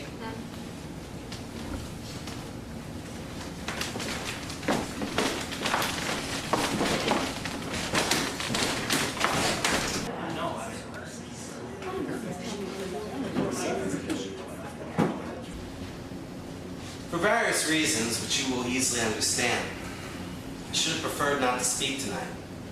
But fortunately, we have among us a man, which I think you all find okay.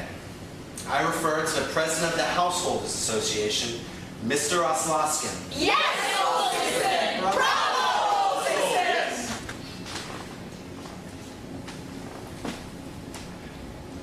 Since my fellow citizens choose to entrust me with this duty, I cannot refuse. Mr. Oslakson was elected with enthusiasm.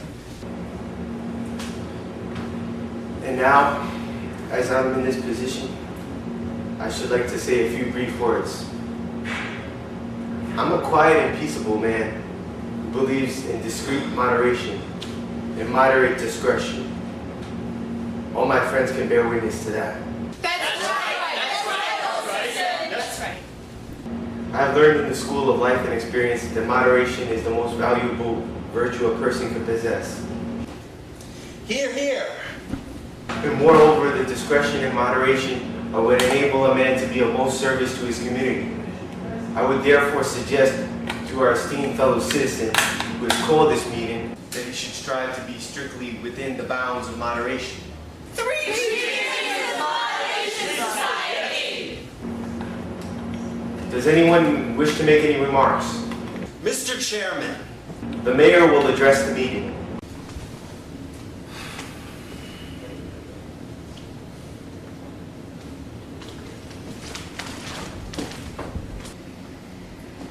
In consideration of the close relationship in which I share with the present medical officer of the BAPS, I would have preferred not to speak this evening. But in regards to my official position with the BAPS and my solicitude for the vital interests of this town, I am compelled to bring forward a motion. I should venture to think there is not a single citizen present who would like it if unreliable and exaggerated accounts of the BAPS and the sanitary condition of the BAPS and the town should be spread abroad. Oh, certainly not. We protest against it.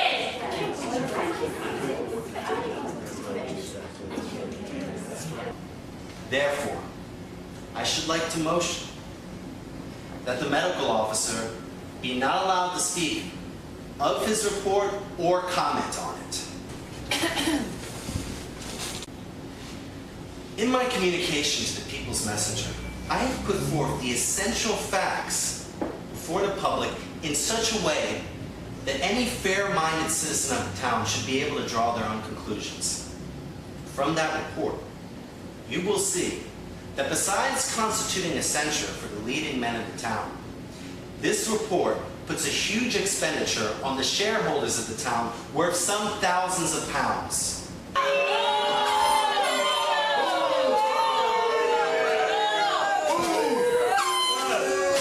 I myself am a believer in self-government for the people, provided it does not fall too heavily on the ratepayers. And that would be the case here. That's why I will see the Dr. Dan, beg your pardon, before I go with him in this matter. I too feel called upon to explain my position. Dr. Stockman's agitation seemed to be gaining a certain amount of sympathy at first, so I supported it as impartially as I could. But recently we had reasons to suspect that we had allowed ourselves to be misled by misrepresentation of the state of affairs. Misrepresentation. Well, let us say a not entirely trustworthy representation. The mayor's statement has proved that. I hope no one here has any doubt as to my legal principles. The attitude of the People's Messenger towards political matters is well known to everyone. But the advice of thoughtful and experienced men has convinced me that in purely local matters, a newspaper ought to proceed with a certain caution. And in the matter before us, it is now an undoubted fact that Dr. Stockman has public opinion against him. Now, what is an editor's first and most obvious duty, gentlemen? Is it not to work in harmony with his readers? Has he not received a sort of tacit mandate to work persistently and assiduously for the welfare of those whose opinion he represents? Or is it possible I am mistaken in that?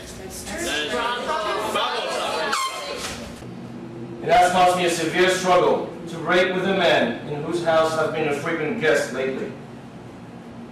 A man who till today has been able to pride himself on the undivided goodwill of his fellow citizens. A man whose only or all events' essential failing is that he's being swayed by his heart rather than his head. But my duty to the community obliged me to break with him. And there's another consideration that impels me to stop him, and as far as possible to arrest him on the perilous course he has adopted. And that is consideration for his family. Please stick to the water supply and the drains. Consideration for his wife and his children, for whom he has made no provision. I will now put the mayor's proposition to the vote. There's no necessity. I have no intention of speaking about all the filth down at the bats tonight. I have something quite different to say to you. What's coming now? I'm a taxpayer and I have a right to speak too. And it's my entire firm inconceivable opinion is... He's lost your house! Am I allowed to speak?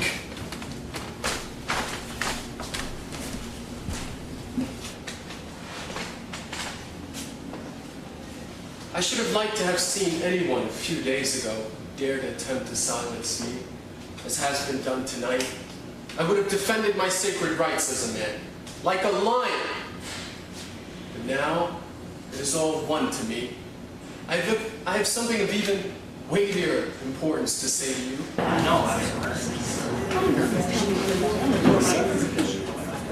I've thought and pondered a great deal these last few days. Pondered over such a variety of things that in the end my head seemed too full to hold them. Aha! But I got them clear in my mind at last. And then I saw the whole situation lucidly. And that is why I'm standing here tonight. I have a great revelation to make to you, my fellow citizens. I will impart to you a discovery of a far wider scope than the trifling matter that our water supply is poisoned and that our medicinal bats are standing on pestiferous soil.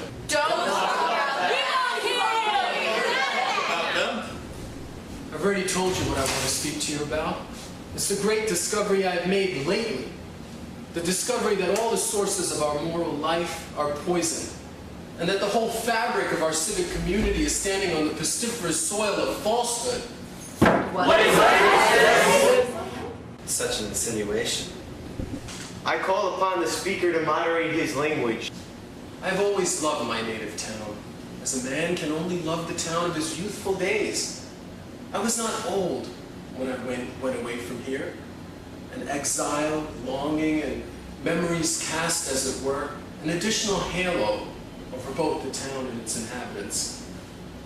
And there I stayed in a horrible hole far way up north, where I came into contact with some of the people that lived scattered about among the rocks.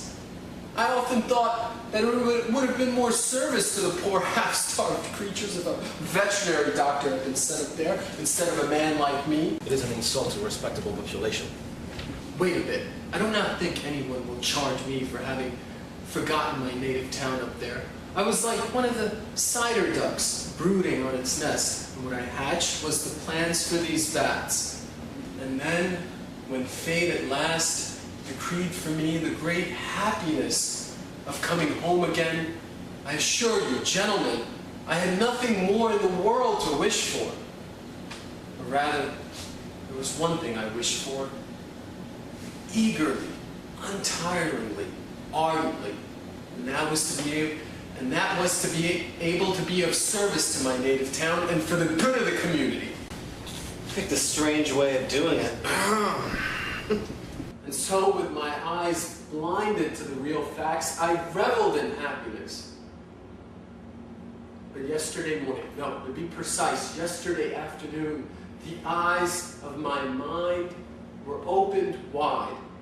And the first thing I realized was the colossal stupidity of the authorities. Mr. Chairman, by virtue of my authority, it's a pretty thing to catch me on the word, Mr. Olson. What I mean is that I only got sent to the unbelievable piggishness our leading men were responsible for down at the bats. I can't stand leading men, at any price. They're like billy goats on a young plantation. They do mischief everywhere. They stand in a free man's way, whichever way he turns. What I should like best is to see them exterminated like any other vermin. Chairman, can we allow such expressions to pass? Doctor, I cannot understand how it is that I have only now acquired a clear conception of who these gentry are, when I had almost daily before my eyes an excellent specimen of them, my brother Peter, slow-witted and hidebound and prejudiced. Is it me he's talking about? My name's Peterson, all right? But devil take me if I... Turn out! Who was that person? I don't know who that was, Mr. Mayor. He doesn't belong here. I expect him to be a nabby over at... You obviously had too much beer, Doctor. Proceed, but please strive to be moderate in your language. Very well, gentlemen. I will say no more about the leading men in our town. And if anyone imagines from what I have just said that my object is to attack these people this evening, he is wrong. Absolutely wide of the mark. For I cherish the comforting conviction that these parasites, all these venerable members of a dying school of thought, are most admirably paving the way for their own extinction. They need no doctor's help to hasten their end. Nor is it folk of that kind who constitute the most pressing danger to the community. It is not they who are most instrumental in poisoning the sources of our moral life and infecting the ground on which we stand. It is not they who are the most dangerous enemies of truth and freedom amongst us. You may depend upon it, I shall name them. The most dangerous enemies of truth and freedom amongst us is the compact majority. Yes, the damned compact liberal majority. That is it. Now you know. I call upon the speaker to moderate his language. Never, Mr. Osipson. It is the majority in the community that denies me my freedom and seeks to prevent me from speaking the truth. The majority always has right on its side. The majority never has right on its side. That's just one of these social lies that an independent, intelligent man must wage war. Who is it that constitute the majority in the community? Is it the clever folk or the stupid? I don't think anyone will dispute the fact that at present the stupid people are in an absolutely overwhelming majority all the world over. But good Lord, you cannot imagine that it is right for the stupid folk to govern the clever ones. Hey, come on, get out! Oh, yes, you can shout me down, but you cannot answer me. The majority has might on its side. Unfortunately, right it is not. I'm in the right. I and a few other scattered individuals. The minority is always in the right. So Dr. Stockman has become an aristocrat since the day before yesterday. I've already said that I don't intend to waste a word on the puny, narrow-chested, short-winded crew whom we are leaving astern. Pulsating life no longer concerns itself with them. I'm thinking of the few, the scattered few amongst us who have absorbed new and vigorous truths. Such men, as it were, stand at the outpost so far ahead that the majority has not been able to come up with them. And there they are, fighting for truths that are so newly born into the world of consciousness that to have any considerable number of people on their side is yet. So the doctor is a revolutionary now. Good heavens, of course I am, Mr. Hofstad. I propose to raise a revolution against the lie that the majority has a monopoly over the truth. What sort of truths does a majority usually support? There are truths of such advanced age that they are beginning to break up. And if a truth is as old as that, it is also in a fair way to become a lie, gentlemen.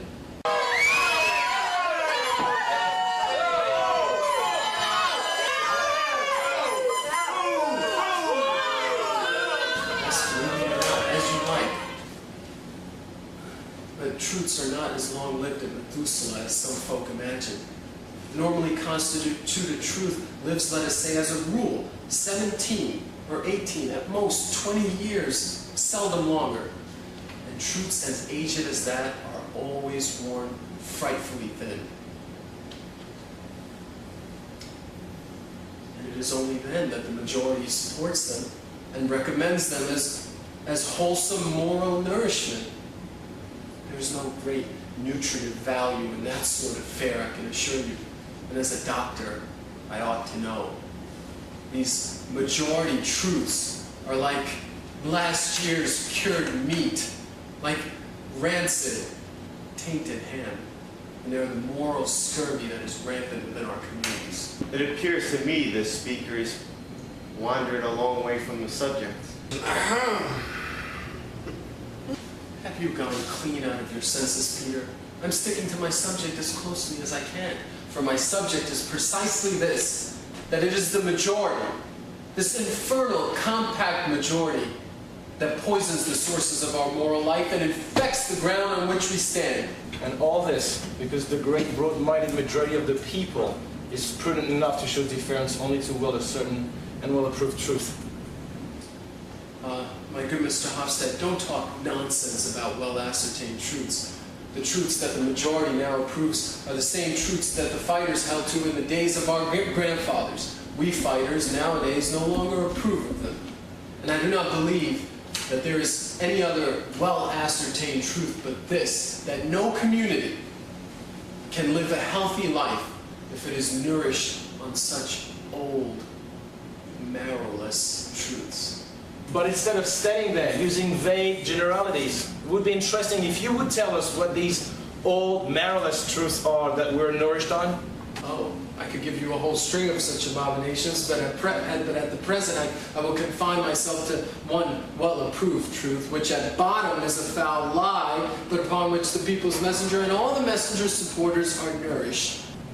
And that is? That is the doctrine you have inherited from your forefathers and proclaimed thoughtlessly far and wide. The doctrine that it is the masses, the crowd, the public that are the essential part of the population, that they constitute the people, that the common folk, the ignorant and incomplete element in the community have the same right to pronounce judgment and to approve and to direct and to govern as the isolated superior personalities in it. Oh, we are not the people! Only the superior folk are to govern, are they? Turn the fellow out for saying such rubbish. Out with him! Lawyer Horn Evanson. Be reasonable. Can't you stand hearing the voice of truth for once? I don't expect you to agree with me all at once, but I must say I did think that Mr. Hofstad would admit I was right when he had recovered his composure a little. He claims to be a free thinker. Prove it, Doctor. When have I said so in print? No, confound it. You are right. You never had the courage to. Well, I won't put you in a hole, Mr. Hofstad. Let's just say that I'm a free thinker then. I'm going to prove to you scientifically that the people's messenger leads you by the nose when it tells you that the public, the crowd, the masses are the real essence of the people. That is only a newspaper lie, I tell you. The common people are nothing more than the raw material of which a people is made. Well, isn't that the case? Isn't there an enormous difference between a well-bred and an ill-bred strain of animals? Take, for instance, a common barn-door hen. What sort of eating do you think you get from a shriveled-up old scrag of fowl like that? Not much, do you? And what sort of eggs does it lay? A fairly good crow or a raven can lay nearly as good an egg. Or take a Spanish or a Japanese hen, and then you will see the difference. Or take the case of dogs with we humans are on such intimate terms. Take, for instance, a common cur. I mean, one of these horrible, low-bred, coarse-haired curs that run about the streets and befoul the walls of houses. Compare this cur to a poodle whose sires for many generations have been bred in a gentleman's house where they have had the best of food and had the opportunity to listen to soft voices and music.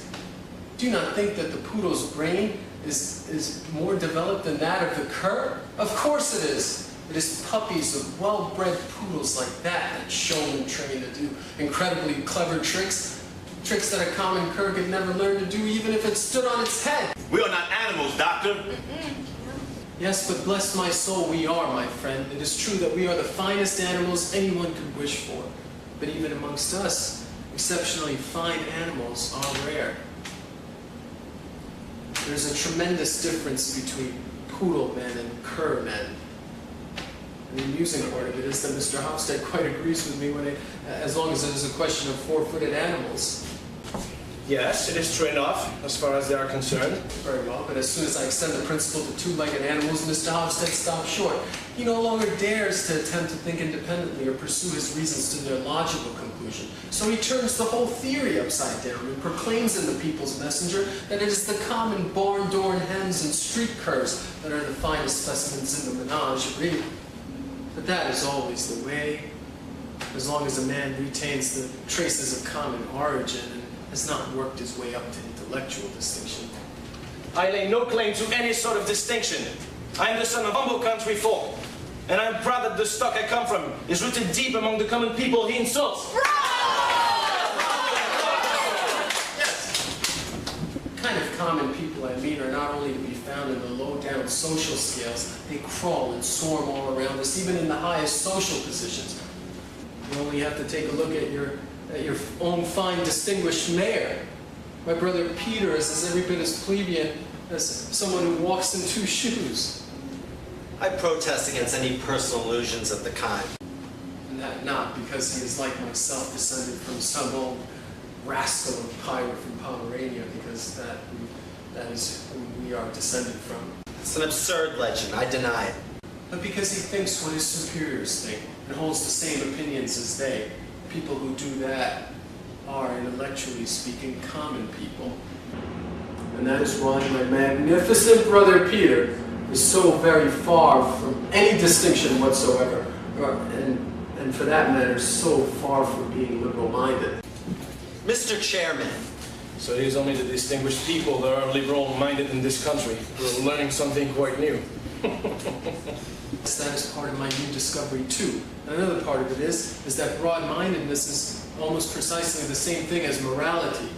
That is why I maintain that it is absolutely inexcusable in the People's Messenger to proclaim day in and day out the false doctrine that it is the masses, the public, the crowd, the compact majority that have the monopoly of broad-mindedness and morality, and that vice and corruption and every sort of intellectual depravity are the result of culture, just as all the filth that is draining into the towns is the result of the filth that is poured from the tanneries at Mollowdale. And yet the same People's Messenger can go on preaching that the masses ought to be elevated to higher conditions of life. But bless my soul, if the Messenger's teaching is to be dependent upon, then this very raising of the masses would mean nothing more or less than setting them straightway on the paths of depravity. Happily, the theory that culture demoralizes is only an old falsehood that our forefathers believed in and that we have inherited. No, it is poverty, ugly conditions of life that do the devil's work, and a house that does not get air and swept every day. My wife, Catherine, maintains that floor ought to be scrubbed as well, but that is a debatable question. In such a house, let me tell you, people will lose the ability to think and act in a moral manner within 2 or 3 years. Lack of oxygen weakens the senses. There must be plentiful lack of oxygen in a great many houses in this town, I should think, judging from the fact that the whole compact majority can be unconscientious enough to wish to build the town's prosperity on a quagmire of falsehood and deceit. We cannot allow a grave accusation to be flung at such a citizen community. I move that the chairman direct the speaker to sit down. I will shout the truth at every street corner. I will write it in other towns' newspapers. The whole country shall know what is going on here. It almost seems as if Dr. Stuckman's intention was to ruin the town.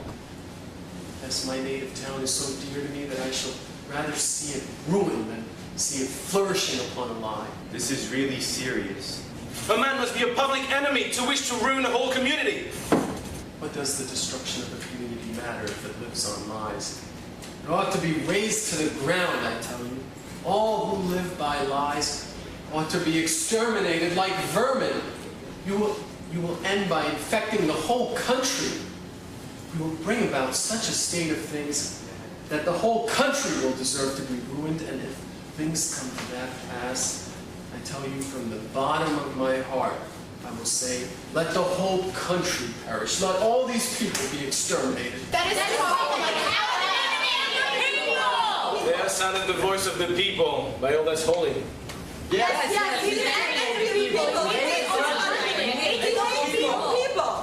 This meeting declares that it considers Dr. Stockman to be an enemy of the people. Oh, you fools, I tell you. Hear you, Doctor. A formal ballot is about to be taken.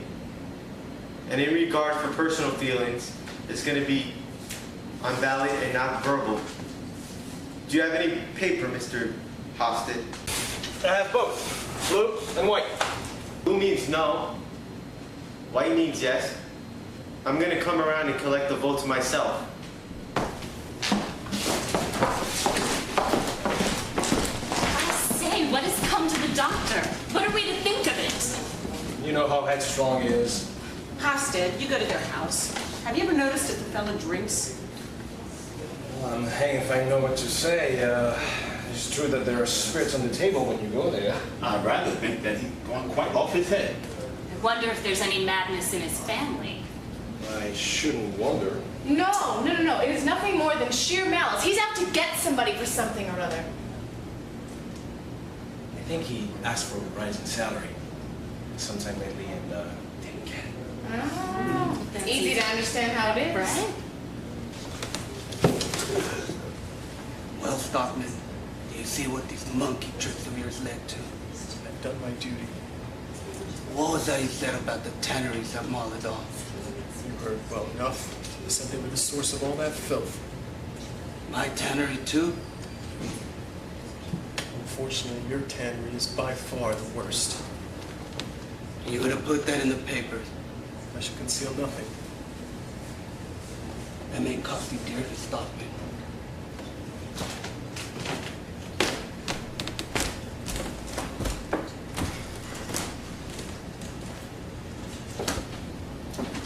Well, Captain, you'd lend your support to enemies of the people. I imagine I can do what I like with my own possessions, Mr. Wake. Well, then you can have no objection if I do the same with mine. What do you mean, sir? You shall hear from me in the morning.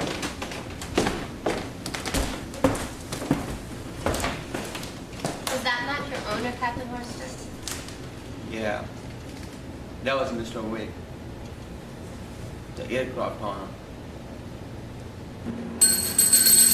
Gentlemen, allow me to announce the results by the votes of everyone here except one person. This meeting of citizens declares Dr. Thomas Stockman to be an enemy of the people. Yes. Blow your horn.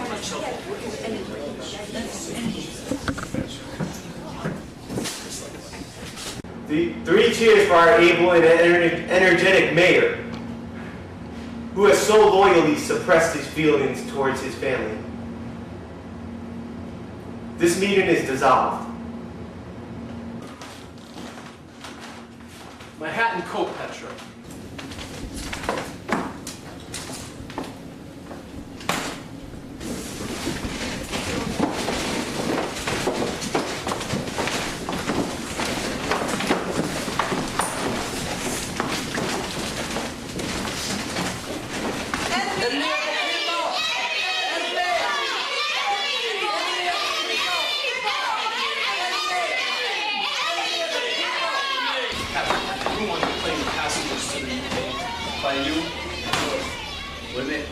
Good. Come, Catherine. Come, boys. Thomas, let's walk it back. My back lays for me, Catherine. You will hear more from this enemy of the people before he shakes the dust off his shoes upon you. I'm not so forgiving as a certain person. I do not say I forgive ye, for ye know not what ye do.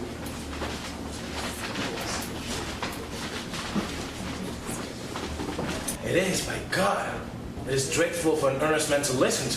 Threatens us now, does he? Let's go and break his window. Don't get the door! Blow your horn, Evanson.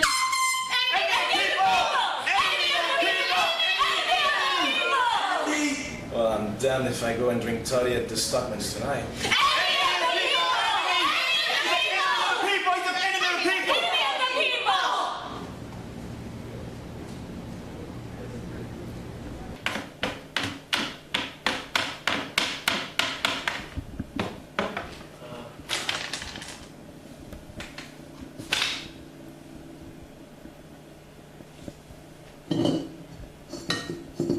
Catherine, found another one.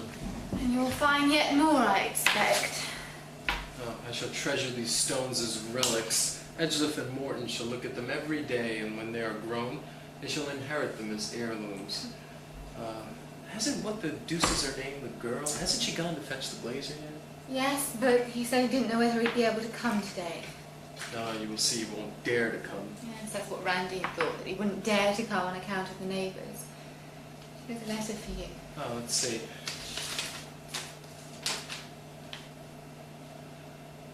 Well, who's it from? It's the landlord. Notice to quit. Is it possible such a nice man? Dares not do otherwise, he says. Doesn't like doing it, but dares not do otherwise. On account of his fellow citizens, out of regard for public opinion. He's in a dependent position, dares not offend certain influential men. You see, Thomas? We'll see well enough. The whole lot of them in the town are cowards. Not a man among them dares do anything out of fear for the others. It doesn't matter to us, Catherine. We're going to fly away to the new world and... And do you think that is a well-advised step to take? Well, what do you suggest? That I should stay here, where they have pilloried me as an enemy of the people, branded me? And look here, Catherine, they've torn a great rent in my black trousers, too. Oh, dear. And they're the best ones you've got. It's not that I care so much about the trousers, you know? You can always sew them up again for me. But that the common herd should make this attack on me as if they were my equals. That is for the life of me I can't swallow. Yes, there's no doubt that they've been behaving very ill towards you, Thomas. Is that sufficient reason for us to leave our native country for good and all? If we went to another town, do you suppose that we should not find the common people as insolent as they are here? Depend upon it, there is not much to choose between them. Oh, well, let the curs snap. That is not the worst part of it. The worst part of it is that from one end of this country to the other, every man is a slave of his party. Although, I dare say that it's probably not better in the Free West either. I'm sure that liberal public opinion and the compact majority and all that infernal old bag of tricks are probably rampant there too. But there things are done on a larger scale, you see. They may kill you, but they won't put you to death by slow torture as they do here. They don't squeeze a free man's soul in a vice. And if need be, one can live in solitude. If I only knew of a virgin forest or a small South Sea island for sale. Cheap. Think of the boys, Thomas. What a strange woman you are, Catherine. Would you prefer the boys to grow up in a society like this? You saw for yourself last night that half the population are out of their minds, and if the other half have not lost their senses, it is because they are mere brutes with no sense to lose. Thomas, dear, the imprudent things you said had something to do with it, you know. Well, isn't what I said perfectly true? Don't they turn every idea topsy-turvy? Don't they make a regular hodgepodge out of right and wrong? Don't they say that the things that I know are true are lies? And the craziest part of it is that all these liberals, men of full age, can go about the town imagining that they are the broad-minded party. Did you ever hear anything like it, Catherine? Back from school already? Yes, I have been given notice of dismissal. Dismissal? You too? Mrs. Buck gave me my notice, so I thought it would be best to leave at once. You would have thought Mrs. Buck was that kind of woman. Mrs. Buck isn't like that a bit, Mother. I could see quite plainly how it hurt her to do it, but she said she wouldn't dare do otherwise, and so I got my dismissal. She didn't dare do otherwise. It's delicious. Well, after all the dreadful scenes last night. Not only that, listen to this, Father. Well, Mrs. Buck showed me no less than 3 letters she received this morning. anonymous, I suppose. Yes. Yeah, yes, because they didn't dare resign their names, Catherine.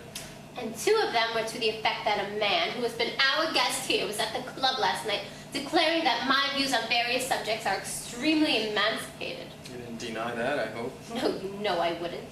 Mrs. Buck's own views are tolerably emancipated. But now that the report out is about me, she said she wouldn't dare keep me on any longer. Someone who had been a guest of ours. That shows you what return you get for hospitality, Thomas. Pack up as quickly as you can, Catherine. The sooner we can get away, the better. Be quiet. I think I hear someone in the hall. Go and see who it is, Petra. Oh, it is you, Captain Horster. Do come in. Good morning. I thought I would just come in and see how you are. Oh, that is very kind of you, Captain. And thank you for showing us through the crowd last night, Captain Forster. How did you manage to get home again? Oh, somehow or other, I'm fairly strong. And there is more some very good does for. Yes, isn't their Swinish cowardice astonishing? Look here, I will show you something. These are all the stones that they have thrown through my windows. I'll be hanged if there's more than 2 decently large bits of hard stone in the whole heap. The rest are nothing but gravel. Wretched little things. Yet they stood out there bawling and swearing as if they would do me some violence. But as for doing anything, you don't see much of that in this town. But it makes one angry all the same, because if someday it was a question of the national fighting real earnest, you will see that liberal opinion will be in favor of taking to one's heels, and the compact majority will turn tail like a flock of sheep, Captain Horster. And that is what is so mournful to think of. gives me so much concern that devil take it. It is ridiculous to think about it. They have called me an enemy of the people, so an enemy of the people let me be. You will never be that, Thomas. Don't swear to that, Catherine.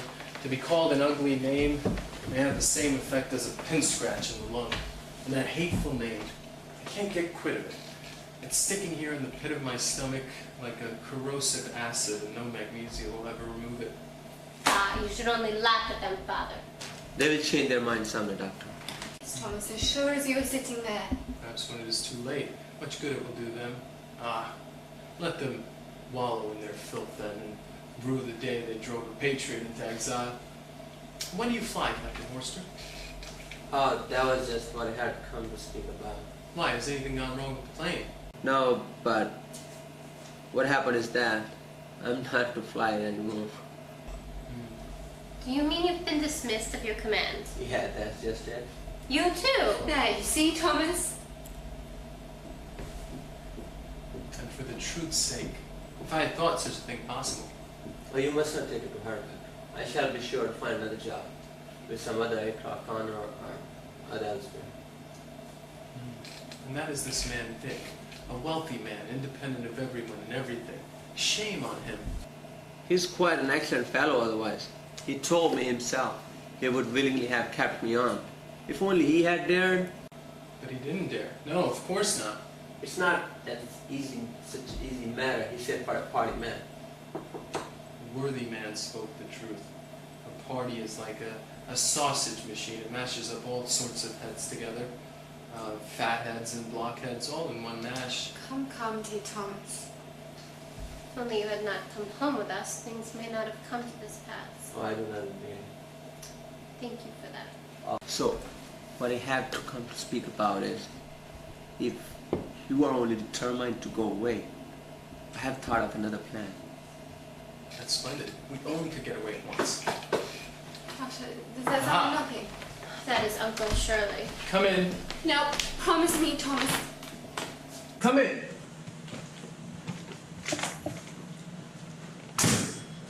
I dare say you might find it draughty in here today, Peter. But keep your hat on.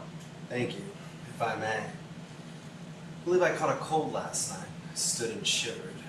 Really? I found it warm enough.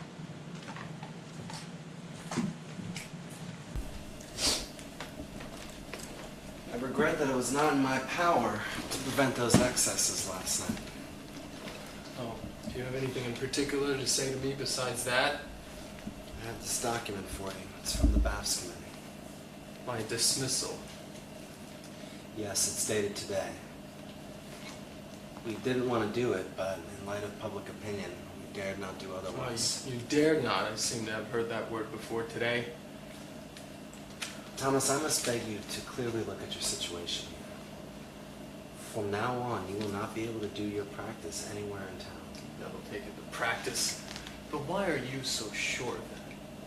If I might advise you, perhaps it's a good time to leave town for a little bit. Yes, the propriety of leaving town has occurred to me. Good. If after 6 months of thinking things over, you can find it within yourself to write some article about your regret and acknowledging your error. And I might have my appointment restored to me, do you mean? Perhaps. It's not at all impossible. But what about public opinion then? Surely you won't do it on account of public feeling. Public opinion is an extremely mutable thing. What's most important for the committee is to get some kind of statement from you in regards to the BAFS. Aha, so that's what you're after. I will remind you, Peter, what I told you about foxy tricks of that sort. You were in an extremely different position then, Thomas. At that point, you thought you had the entire town behind your back. Yes, and now I feel the whole town is on my back. I won't do it if I had the devil and his dam on my back. There is There is no reason for a man and his family to behave the way that you do. You have no right to do it, Thomas. No right? I will tell you what an honorable man has no right to do. Do you know what that is? A free man has no right to soil himself with filth. A free man has no right to that would justify his spitting at his own face. You know exactly what I mean, Thomas. But I, being your brother and a man of discretion, I must urge you not to put all your hopes and dreams and expectations and prospects that may easily fail you. What in the world is all this about? You want me to believe that you have no idea of the contents of Mr. Keel's will. I know that a small amount that he possesses is to go to an institution for old indigent work people. First things first, he is an enormously wealthy man, Mr. Kill. I had no notion of that. Really? Then you have no notion all of the money he left for your children. You and your wife, life's rent on the capital. He told you none of this. Nothing at all. Quite the reverse. He has consistently done nothing but fume at being so unconscionably heavily taxed. But are you certain of this, Peter? I'm absolutely certain. It comes from an extremely reliable source. Just think, we are all provided for. It's a blessed feeling to know that one is provided for. Yes, but that is exactly how your situation is not.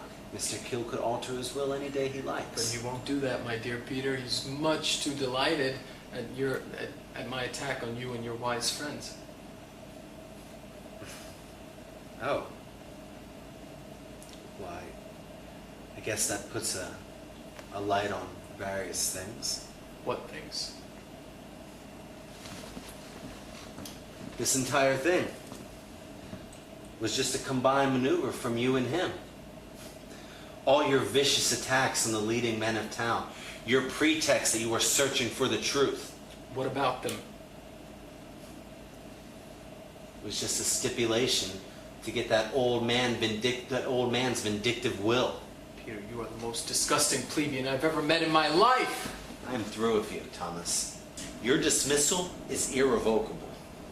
We have a weapon to use against you now.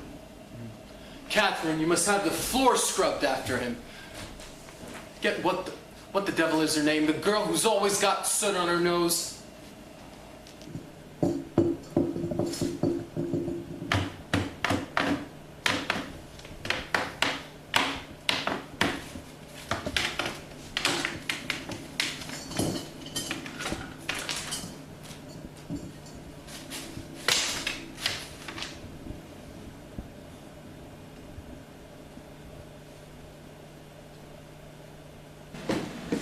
Grandfather is here asking if he may speak with you alone. Certainly, he may.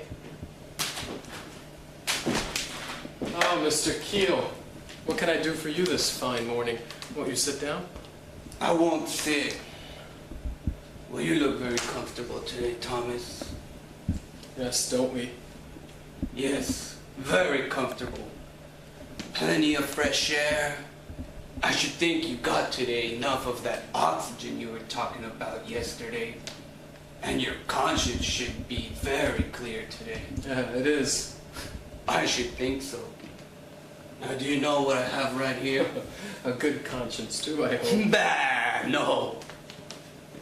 Something much, much better. Shares in the bats. Those were not difficult to get today. And you have been buying? As many as I could pay for. My dear Mr. Keel, consider the state of the bat's affairs. If you behave like a reasonable man, you'll have the bath up on their feet in no time. Well, you can see I have done everything I can. But they are all mad in this town. You said yesterday that most of the pollution was coming from my tannery.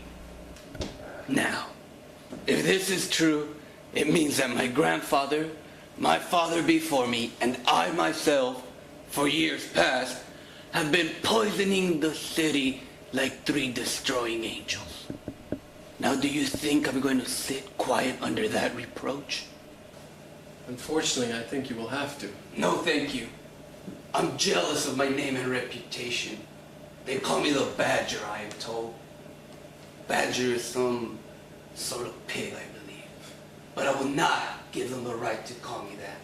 I mean to live and die a clean man. And how are you going to set about it? You shall pledge me, Thomas. No, I. Do you know what money I used to buy these? Of course you don't know. Let me tell you. This is the money that Catherine and Petra and the boys were to receive once I'm gone. Because, you know, I have been able to save a little bit after all. And you have taken Catherine's money for this? Yes, and now the whole money is invested in the baths. And I just want to see if you're stark staring mad. Because if you continue to say that the animals and nasty creatures of that sort come from my tannery, it would be as if you were to flay broad strips from Catherine's body, and Petra's, and the boys. And no conscious man would do that unless he were mad. Yes, I am mad. I am mad. Certainly you cannot be this mad when there's a question of your wife and children. Why couldn't you consult me about it before you went and bought all that trash? What's done cannot be undone. If only I were not so certain about it. But I'm absolutely convinced that I'm right. You keep that mad idea up, and these won't be worth much. But hang it all. It might be possible for science to discover some prophylactic, I should think, or some antidote of some kind. To kill the animals, you mean? Yes, or to make them innocuous. Why don't you just use rat bait? Oh, don't talk nonsense. Oh, they all say it's crazy man's imagination, you know. Well, let it go at that. Haven't the ignorant, narrow-minded curs reviled me as an enemy of the people? Haven't they been ready to tear the clothes off my back? And broken all your windows, too? And then there is my duty to my family. I shall talk it over with Catherine. She is great on those things. Yes, yes. Be guided by a reasonable woman. But to think you could do such a preposterous thing, risking Catherine's money in this way, and putting me in such a horribly painful dilemma?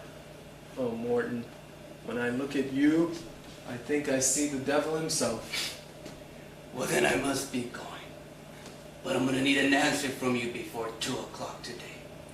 Yes or no? If no, then the shares go to a charity, and that this very day. What does Catherine have? Not a halfpenny.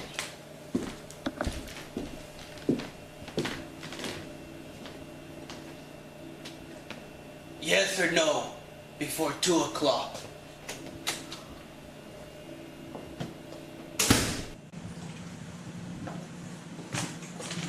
We have something to say to you, you see. What the devil? Have you actually the face to come into my house?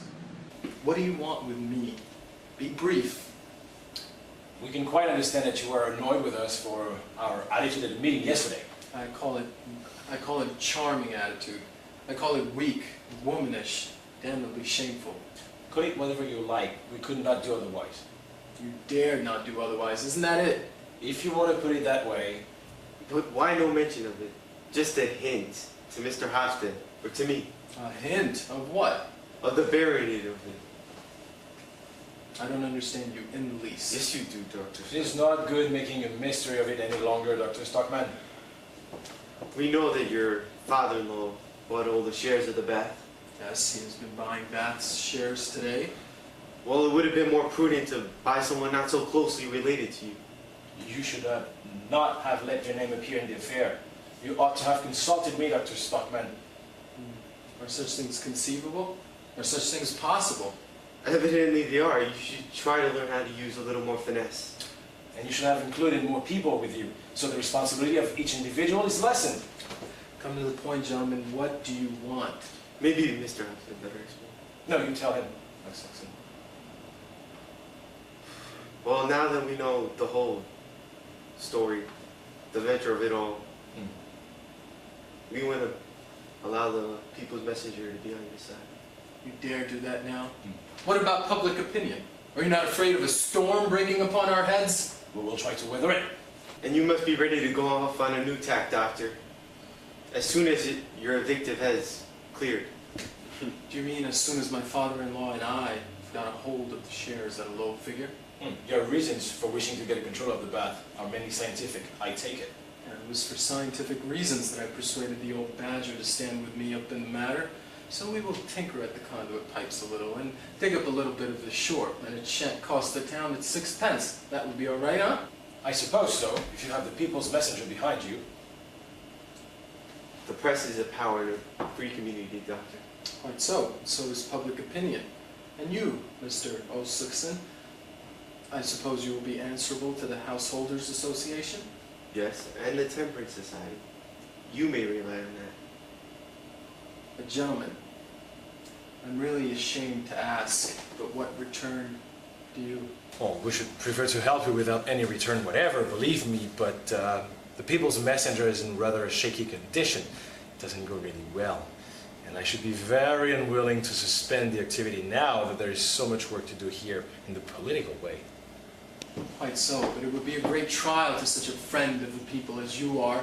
But I am an enemy of the people, remember? Where the devil is my stick? Where have I put my stick? Kid, was that? Suppose I don't give you a single penny out of all I get out of it. Money is not very easy to get out of us rich folk, please to remember. Oh, and you please to remember that this affair of the baths can be represented in 2 ways. Yeah, and you are just the man to do it. If I don't come to the rescue of the people's messenger, you will certainly take an evil view of the affair. You will hunt me down, I can well imagine, pursue me, try to throttle me as a dog does a hare. It's a natural law. Every animal must fight for its own livelihood. And I will show you who's the strongest animal of us 3. Yeah. Take care of that. You're certainly going to use violence. Me. Out of the window with you, Hofstede. Moderation, Doctor. Out of the window with you, O'Suxon. I'm a delicate man. You will have to do it sooner or later. Out of the window. Are you quite mad? Out into the gutter. Moderation, Doctor. Out of the window with you, O'Suxon. You will have to do it sooner or later. Jump out, I tell you, out into the gutter. Control yourself, Thomas. On my soul, I escaped after all. What do they want you to do? I'll tell you later on. I have something else to think about now. Look here, Captain.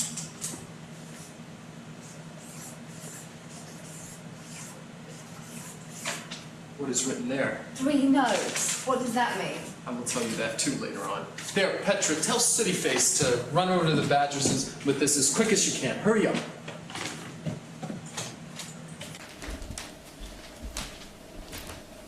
Well, I think I've had a visit from all the devil's messengers today. Now I will sharpen my pen until they can feel its point. I shall dip it in venom and gall. I shall hurl my ink pot at their heads. But we are going away, Thomas.